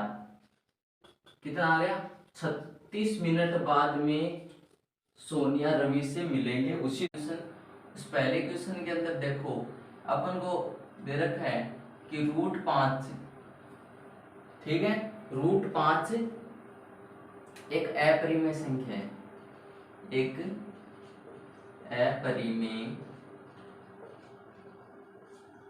संख्या है, अपरिमेय संख्या है। ये अपन लोगों का क्वेश्चन है, ठीक है। तो देखो आगे हल देखो, इस क्वेश्चन को अपन को किस प्रकार से करना है। देखो स्टूडेंट्स, बहुत ज्यादा इजी तरीके में मैं आपको बताऊंगा आज ये क्वेश्चन, तो आपको वीडियो को लास्ट तक जरूर देखना है। और यदि किसी भी प्रकार का डाउट हो तो कमेंट बॉक्स में जरूर से बताना है, ठीक है। देखो √5 एक अपरिमेय संख्या, ये अपन क्वेश्चन के अंदर दिया है। तो अपन सबसे पहले लिखेंगे कि माना कि, क्या माना कि √5 एक परिमेय संख्या है। क्या है, परिमेय संख्या है, ठीक है। ये अपन लोगों ने मानना है, ठीक है स्टूडेंट्स, ये अपन लोगों ने मानना है कि √5 एक परिमेय संख्या है और प्रश्न वाला कह रहा है ये अपरिमेय संख्या है, ये अपन ने मानना है। अब देखो √5 p/q बराबर होता है, ठीक है। अब परिमेय संख्या किसे कहते हैं अपन लोग, परिमेय संख्या अपन लोग उसे कहते हैं जो p/q के रूप में हो और q बराबर 0 नहीं होना चाहिए, यानी कि 3/2 हो तो ये क्या है, परिमेय संख्या है। लेकिन इसकी एक शर्त है, यदि 3/0 होगा तो ये परिमेय संख्या नहीं होगी, ये अपरिमेय संख्या होगी। तो अपन लोगों ने इसलिए यहाँ पर लिखा है ये परिमेय संख्या है। और परिमेय संख्या को अपन लोग किस रूप में लिख सकते हैं, परिमेय संख्या को अपन लोग लिख सकते हैं p/q के रूप में, ठीक है। लेकिन स्टूडेंट्स यहाँ पर q बराबर के अंदर 0 नहीं होगा कभी भी, ठीक है स्टूडेंट्स, ये अपन को ध्यान में रखना है। और यदि आपने ये इंट्रो की क्लास नहीं देखी है मेरी इंट्रोडक्शन की, तो वो क्लास आप जरूर से देखिए। उस क्लास में मैंने ये सारे कॉन्सेप्ट आपको क्लियर बताए हुए हैं, ठीक है। उस क्लास को तो आपको जरूर देखना है, ठीक है। तो देखो आगे अपन लोग इसको रफ कर देते हैं, ये आपको समझाने के लिए था, ठीक है स्टूडेंट्स। अब देखो ये हो गया, यहाँ तक किसी बच्चे को कोई दिक्कत नहीं है। आगे देखो अपन को क्या करना है, वह p और q, ठीक है। ये p और q दोनों क्या है, एक सहभाज्य संख्या है, सहअभाज्य संख्या है, सॉरी सहअभाज्य, एक मिनट स्टूडेंट्स, सहअभाज्य संख्या, यहाँ तो दिखाई दे रहा है, छोटा लिख रहा हूँ क्योंकि क्वेश्चन थोड़ा बड़ा हो सकता है, इसलिए थोड़ा लंबा हो जाएगा, ठीक है। ये एक सहभाज्य संख्या है। अतः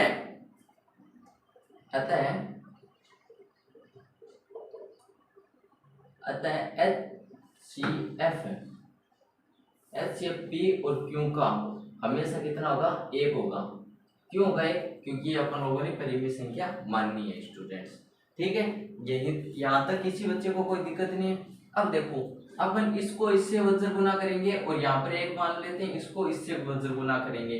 अगर हम लोग वज्र गुना करेंगे तो क्या करेंगे ये बताओ, यानी कि वज्र गुना करेंगे तो ये संख्या क्या आएगी, ये संख्या आएगी अपने पास में p, यहाँ पर 1 है तो है जैसे और बराबर के अंदर ये 5 रूट है जैसे और q, ठीक है।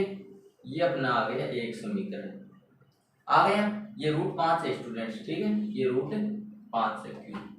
अब यहाँ तक किसी स्टूडेंट को कोई दिक्कत नहीं है, ठीक है स्टूडेंट्स। आगे देखो अपन लोगों को करना क्या है, आगे अब दोनों पक्षों का वर्ग करेंगे अपन लोग, इसका भी और इसका भी, यानी कि अब मैं लिख देता हूं दोनों तरफ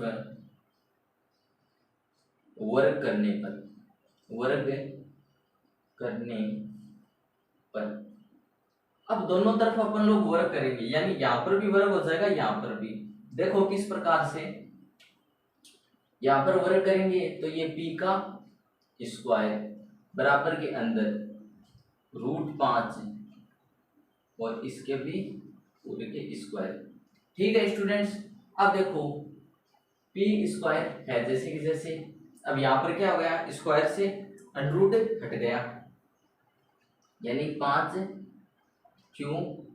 स्क्वायर, इसकी के तो स्क्वायर आएगी। अब ये अपने पास में आ गई, अब ये अपने पास में एक समीकरण बन गई। अपन लोगों ने क्या किया, दोनों तरफ वर्ग किया, तब ये समीकरण अपने पास में बन गई। इस समीकरण को अपन लोग नाम दे सकते हैं समीकरण नंबर 1। क्या नाम दे सकते हैं, समीकरण नंबर 1, ठीक है। अब देखो आगे बहुत ज्यादा इजी क्वेश्चन आपको मैं समझाऊंगा डिटेल से, चिंता मत करना। ये क्वेश्चन आपके एग्जाम के लिए वेरी वेरी वेरी इंपॉर्टेंट है, हर बार पूछा जाता है ये लगभग, ठीक है। अर्धवार्षिक हो, वार्षिक हो, टेस्ट हो, उसमें हर बार पूछा जाता है। अब आगे देखो, अब देखो p स्क्वायर, चूंकि p स्क्वायर है, ये क्या है, एक विभाज्य संख्या है, ठीक है, विभाजित p स्क्वायर 5 से विभाजित करता है। आप इस प्रकार से लिखो, p स्क्वायर 5 से विभाजित करता है, विभाजित करता है, विभाजित करता है, ठीक है। p स्क्वायर 5 से विभाजित करता है, इसका मतलब क्या होगा, क्योंकि p,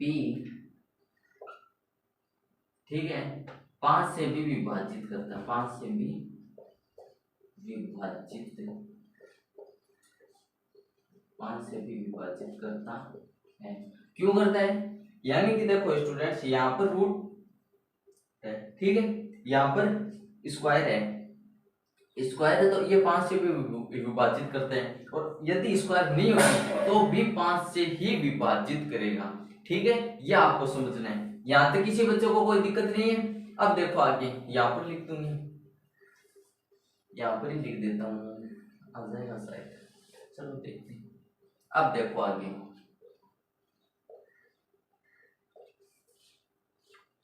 अब अपन लोगों को क्या करना है, अब अपन लोगों को ये जो p वाली संख्या है ना,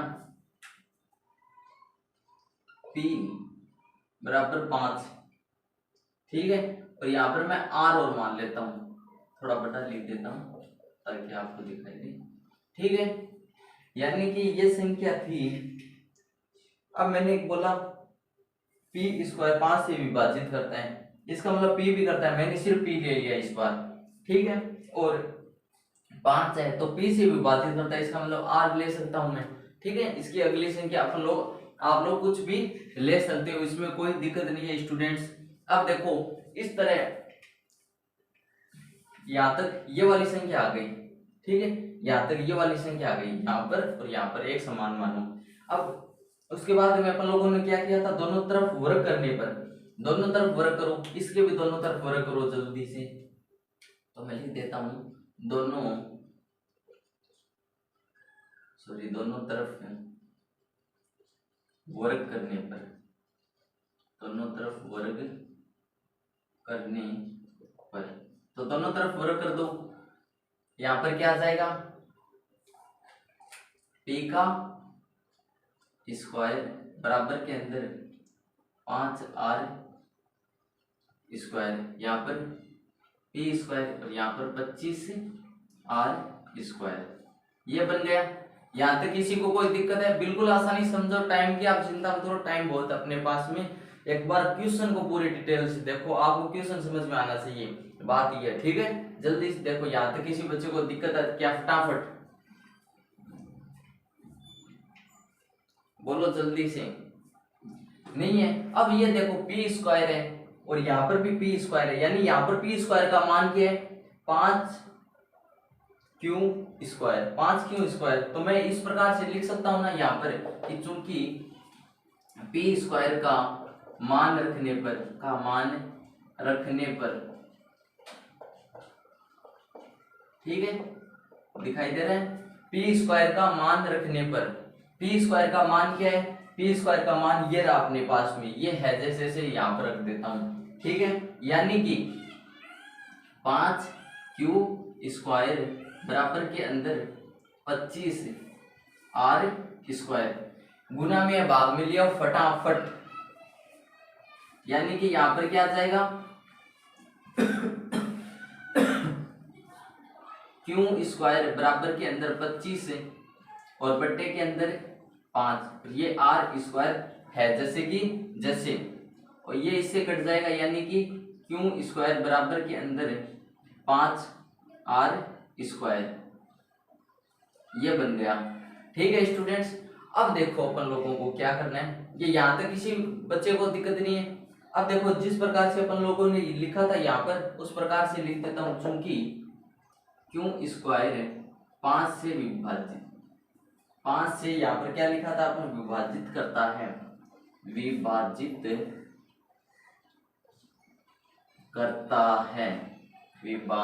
करता है। इसका मतलब क्या होगा, अगर स्क्वायर हटाते हैं तो भी 5 से विभाजित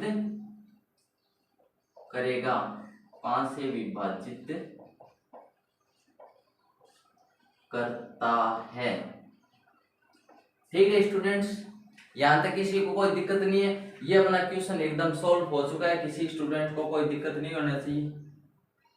इसका मतलब क्या हुआ, चूंकि P और Q दोनों 5 से विभाजित है, 5 से विभाजित है। क्यों है P और Q, क्योंकि P भी 5 से विभाजित है और Q भी 5 से विभाजित है। अतः यह आप लोग अपनी तरफ से लिख सकते हो, लेकिन मैं लिखा दूं क्योंकि एग्जामिनर नंबर नहीं काटे, इसके लिए आपको ये क्वेश्चन मैं फिर से समझाऊंगा एक बार जल्दी से, ठीक।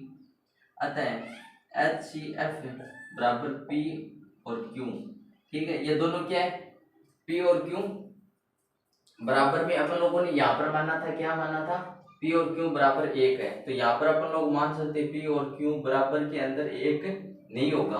क्यों नहीं होगा, एक मिनट स्टूडेंट्स, P और Q बराबर के अंदर 1 नहीं होगा, क्यों नहीं होगा, क्योंकि ये HCF नहीं है।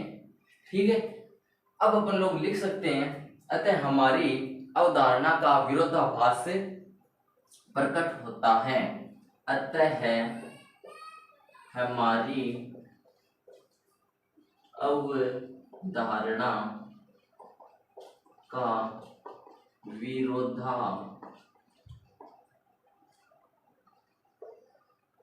विरोधाभास होता है।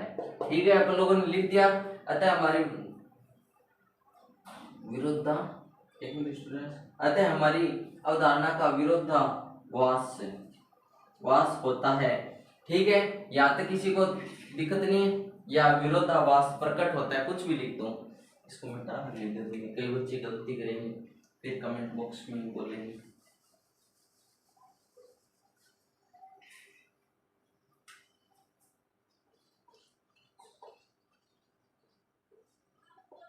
विरोधाभास प्रकट होता है, विरोधाभास प्रकट होता है, अर्थात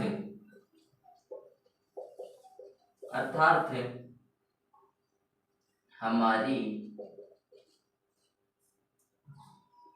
अर्थात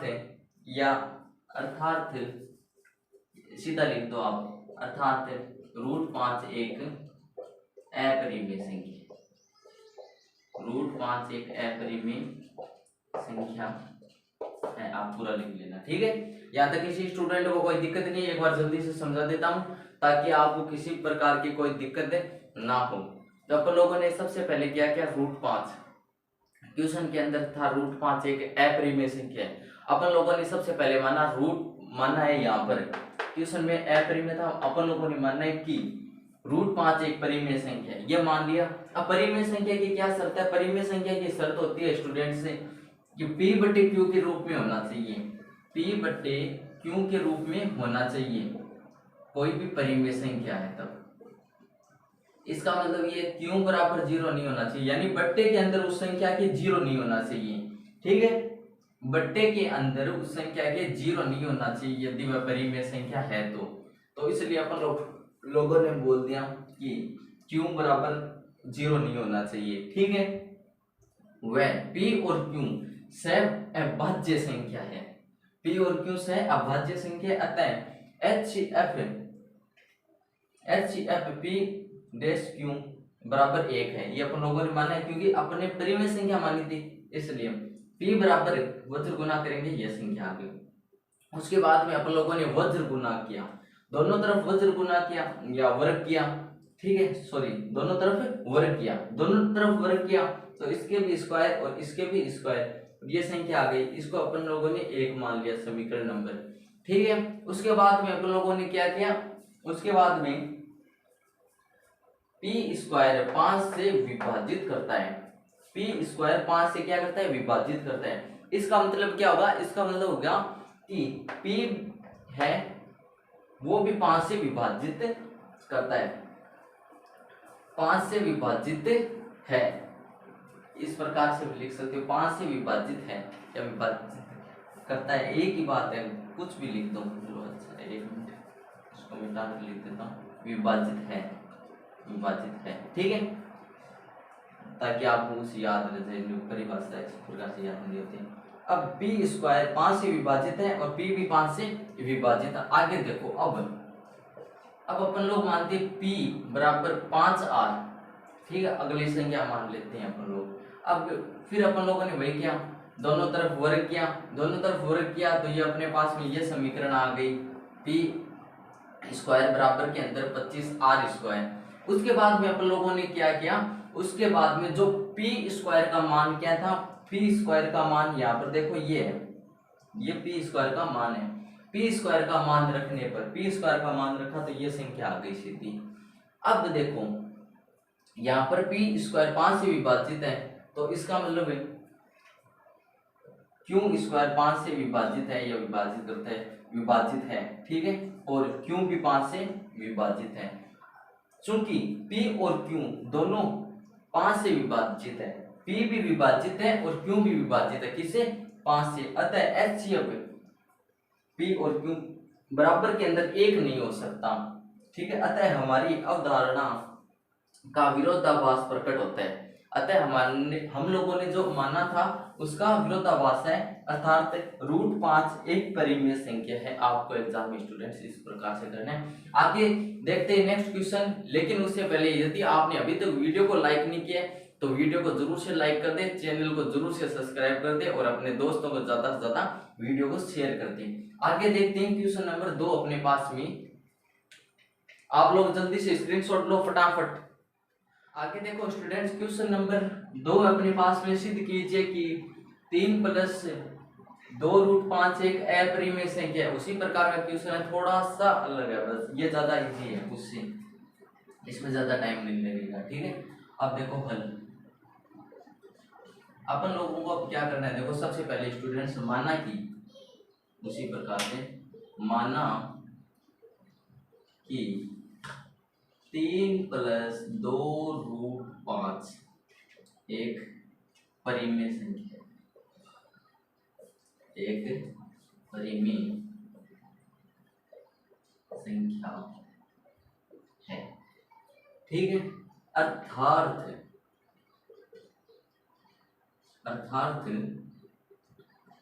3 + 2 √5 बराबर P/Q, लेकिन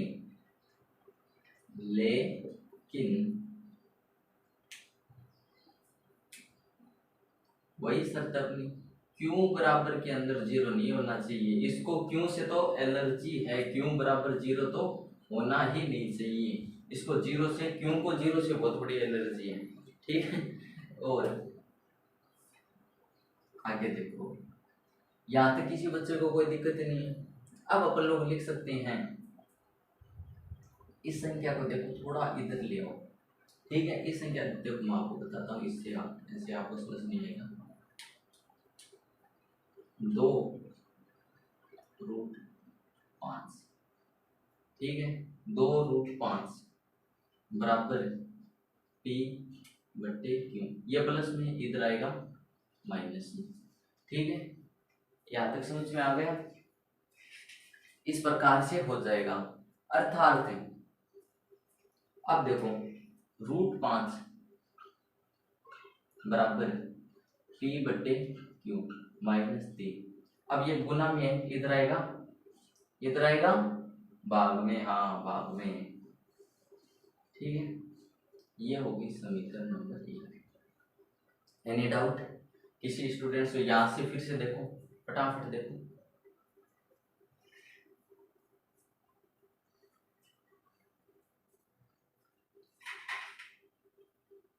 अब देखो स्टूडेंट्स,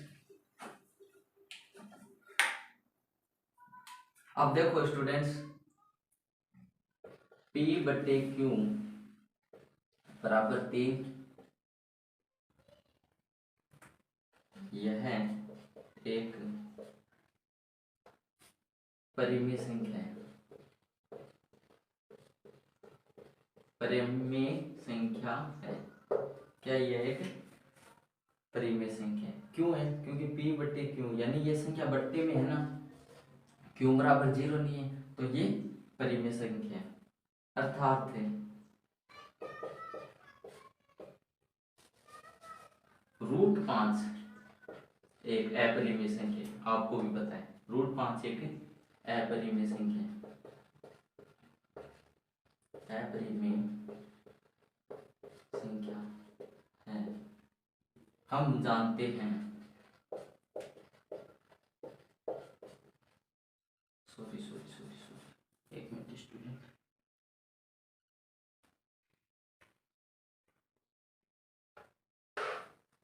ठीक है। यहाँ तक किसी बच्चों को कोई दिक्कत नहीं है। अर्थात अर्थात यहाँ पर दिखाई दे रहा है, यहाँ पर लिख देता हूँ आगे। अर्थात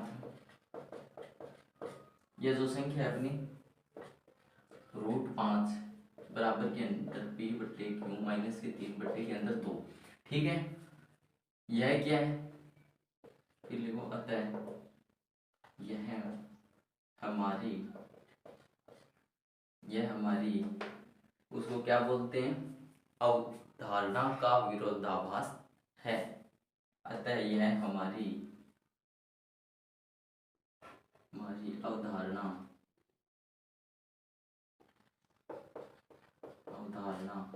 का विरोधाभास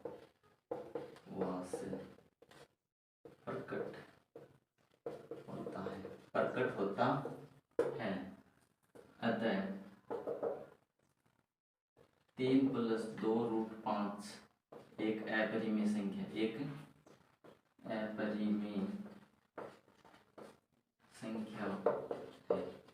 ठीक है स्टूडेंट्स, फिर से समझा देता हूँ। देखो, माना कि 3 +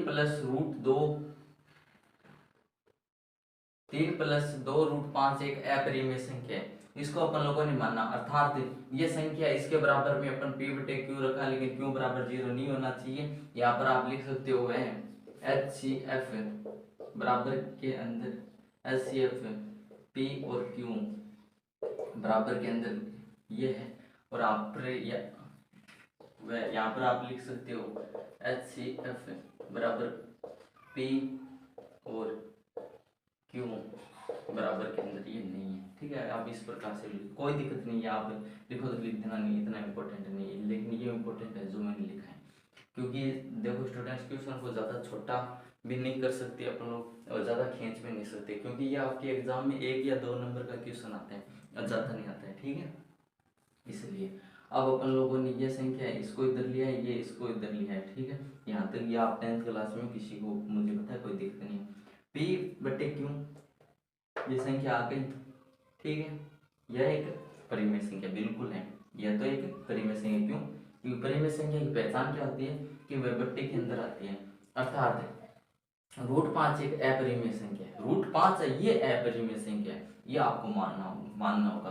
अर्थात √5 है बराबर p बटे क्यू माइनस 3, ये जो संख्या थी वह एलसीएम इसके बराबर नहीं है। अर्थात बात ये होगी, अतः यह हमारी अवधारणा का विरोधाभास से प्रकट होता है। अतः 3 + 2√5 एक अपरिमेय संख्या है।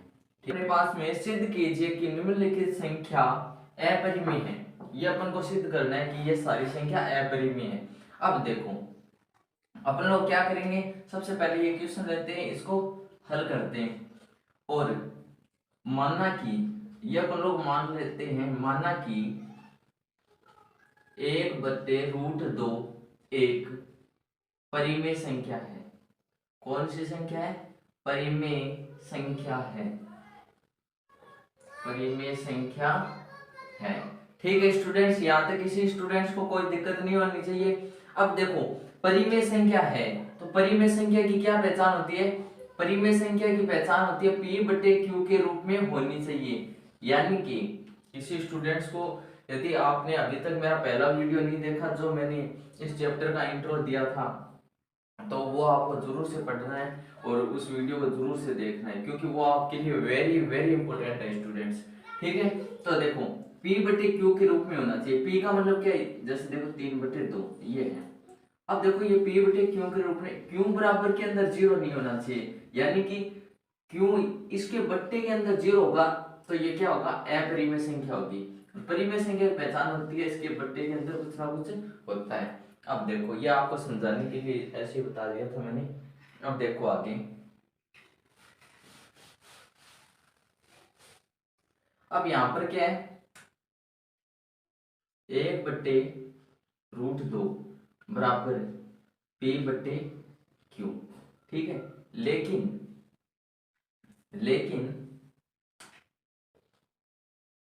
q बराबर के अंदर 0 नहीं होना चाहिए, ये आपको मैंने अभी बताया था। ठीक है, अब अपन को क्या करना है? अब जो ये संख्या है इसको अपन लोग पलट देते हैं। ठीक है, इसको पलट देते हैं।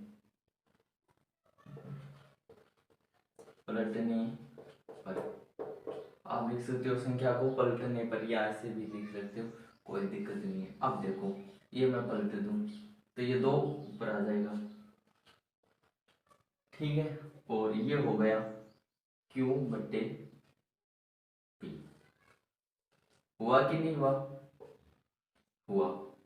ठीक है, अब आप इससे क्या समझते हैं? कि देखो आपको इससे ये समझना है स्टूडेंट्स कि देखो आपके एग्जाम में ये है, ठीक है, तो ये कौन सी संख्या? ये परिमेय संख्या या अपरिमेय संख्या? तो ये हमेशा है परिमेय संख्या। आप लिख सकते हो यहां पर, चूंकि q/p एक परिमेय संख्या है, परिमेय संख्या है,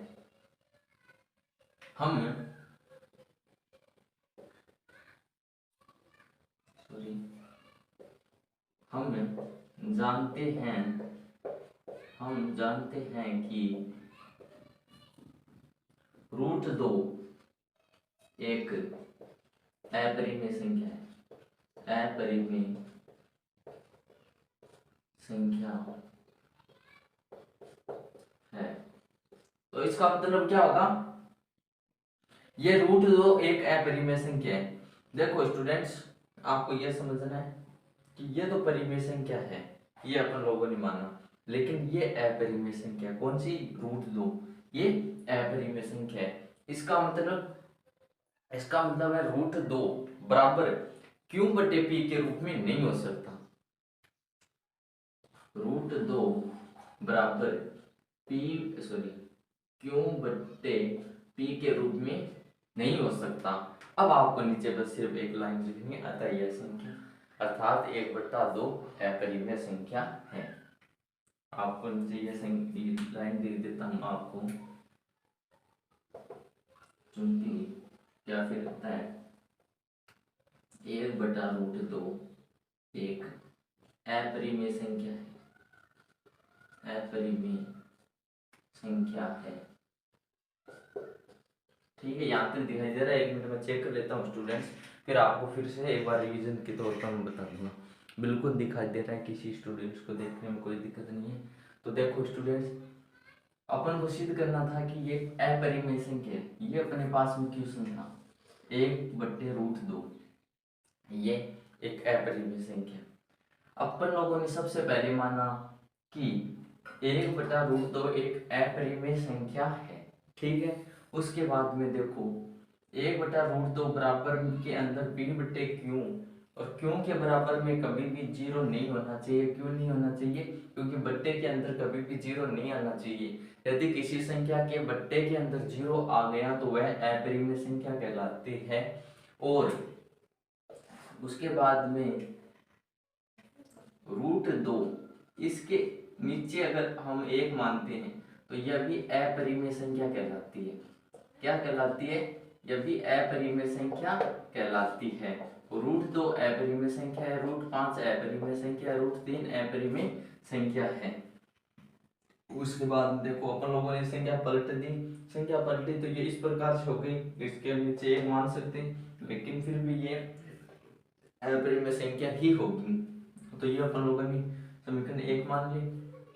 अब क्यों p एक परिमेय संख्या है? ये अपरिमेय संख्या है। हम जानते हैं कि √2 एक अपरिमेय संख्या है, अतः √2 बराबर के अंदर कभी भी p/q यानी ये बराबर नहीं हो सकता, अतः 1/√2 एक अपरिमेय संख्या है। ठीक है स्टूडेंट्स, आगे देखते हैं क्वेश्चन नंबर 2, यानी इसका सेकंड क्वेश्चन है 7√5 एक परिमेय संख्या है। ठीक है, इसको अपन को दर्शाना है। अपन को सबसे पहले क्या करना है? माना कि 7√5 एक परिमेय संख्या है। कौन सी संख्या? परिमेय संख्या है। अब ये परिमेय संख्या है तो 7√5 बराबर p/q के रूप में है, जहां q बराबर के अंदर जीरो नहीं होना चाहिए। ये अपनी शर्त थी। यानी कि अब अपन को इसको इस रूप से लिख सकते हैं, इस रूप में लिख सकते हैं कि √5 है, जैसे जैसे ये इधर गुना में इधर आएगा भाग में,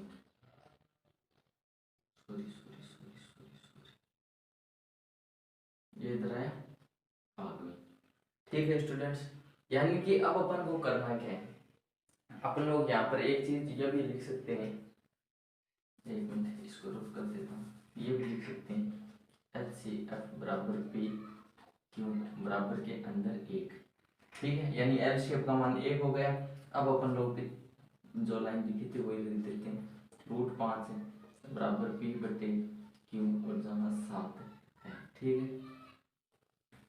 ये हो गया समीकरण के नंबर 1। ठीक है, इसका मतलब क्या होगा? p/q क्या है? p/q एक परिमेय संख्या है, और जो पिछले क्वेश्चन में लाइन लिखी थी वही लाइन हम अपन लोग को लिखनी है। लिख देते हैं, देखो फटाफट से। p/q एक परिमेय संख्या है। परिमेय संख्या है।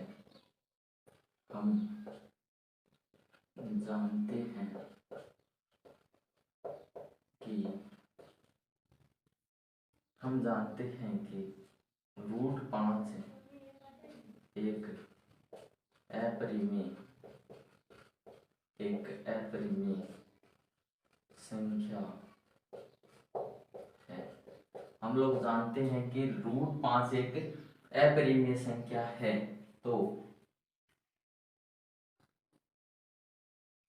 7√5 ये यहाँ इस प्रकार से लिख दो, ये कोष्ठक बने √5 बराबर p/q 7।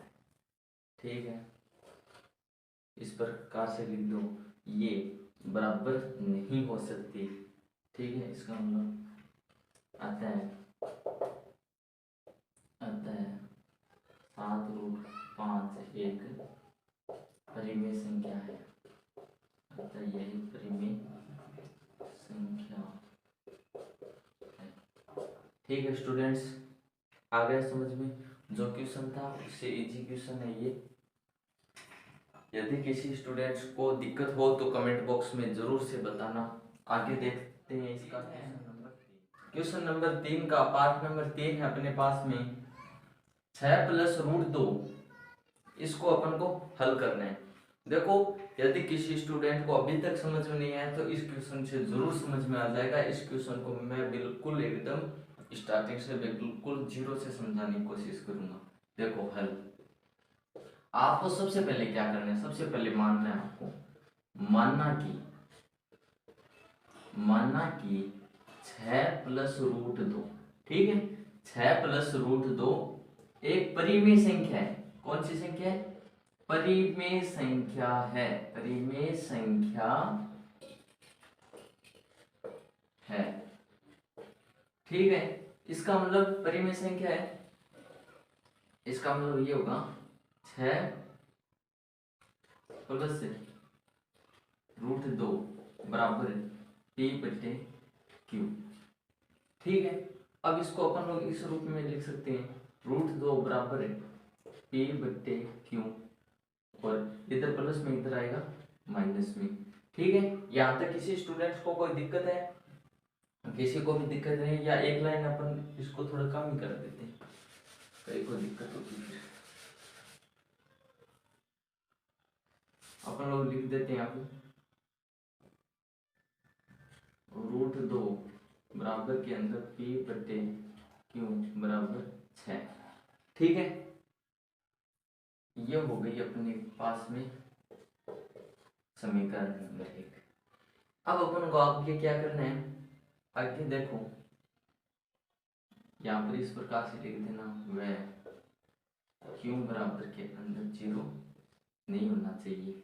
अब HCF यानी P और Q बराबर के अंदर 1, अपने परिमेय संख्या मानिए तो 1 लगा सकते हैं। अब देखो आगे, अब आगे यहाँ पर आपको समझना है कि P/Q, चूंकि P/Q -6 एक परिमेय संख्या है, एक परिमेय संख्या है, परिमेय संख्या है, ये आपको भी पता है, ठीक है।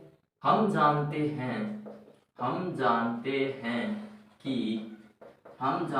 हैं कि √2 एक अपरिमेय संख्या है, √2 एक अपरिमेय संख्या है, एक अपरिमेय संख्या है, ठीक है। इसका मतलब क्या होगा? इसका मतलब होगा √2 बराबर के अंदर P/Q -6, ये बराबर नहीं हो सकते, किसके? इसके, अर्थात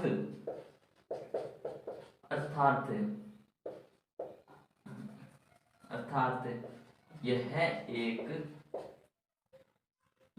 एक अपरिमेय संख्या है, यह एक अपरिमेय संख्या है। बस इतना ही करना है आपको, ठीक है। यह 6 + √2 1, यह एक अपरिमेय संख्या है। आई होप कि आज का ये वीडियो आपको अच्छा लगा। यदि वीडियो अच्छा लगा तो चैनल को जरूर से सब्सक्राइब कर देना, वीडियो को लाइक कर देना, दोस्तों के साथ शेयर कर देना। मिलते हैं नेक्स्ट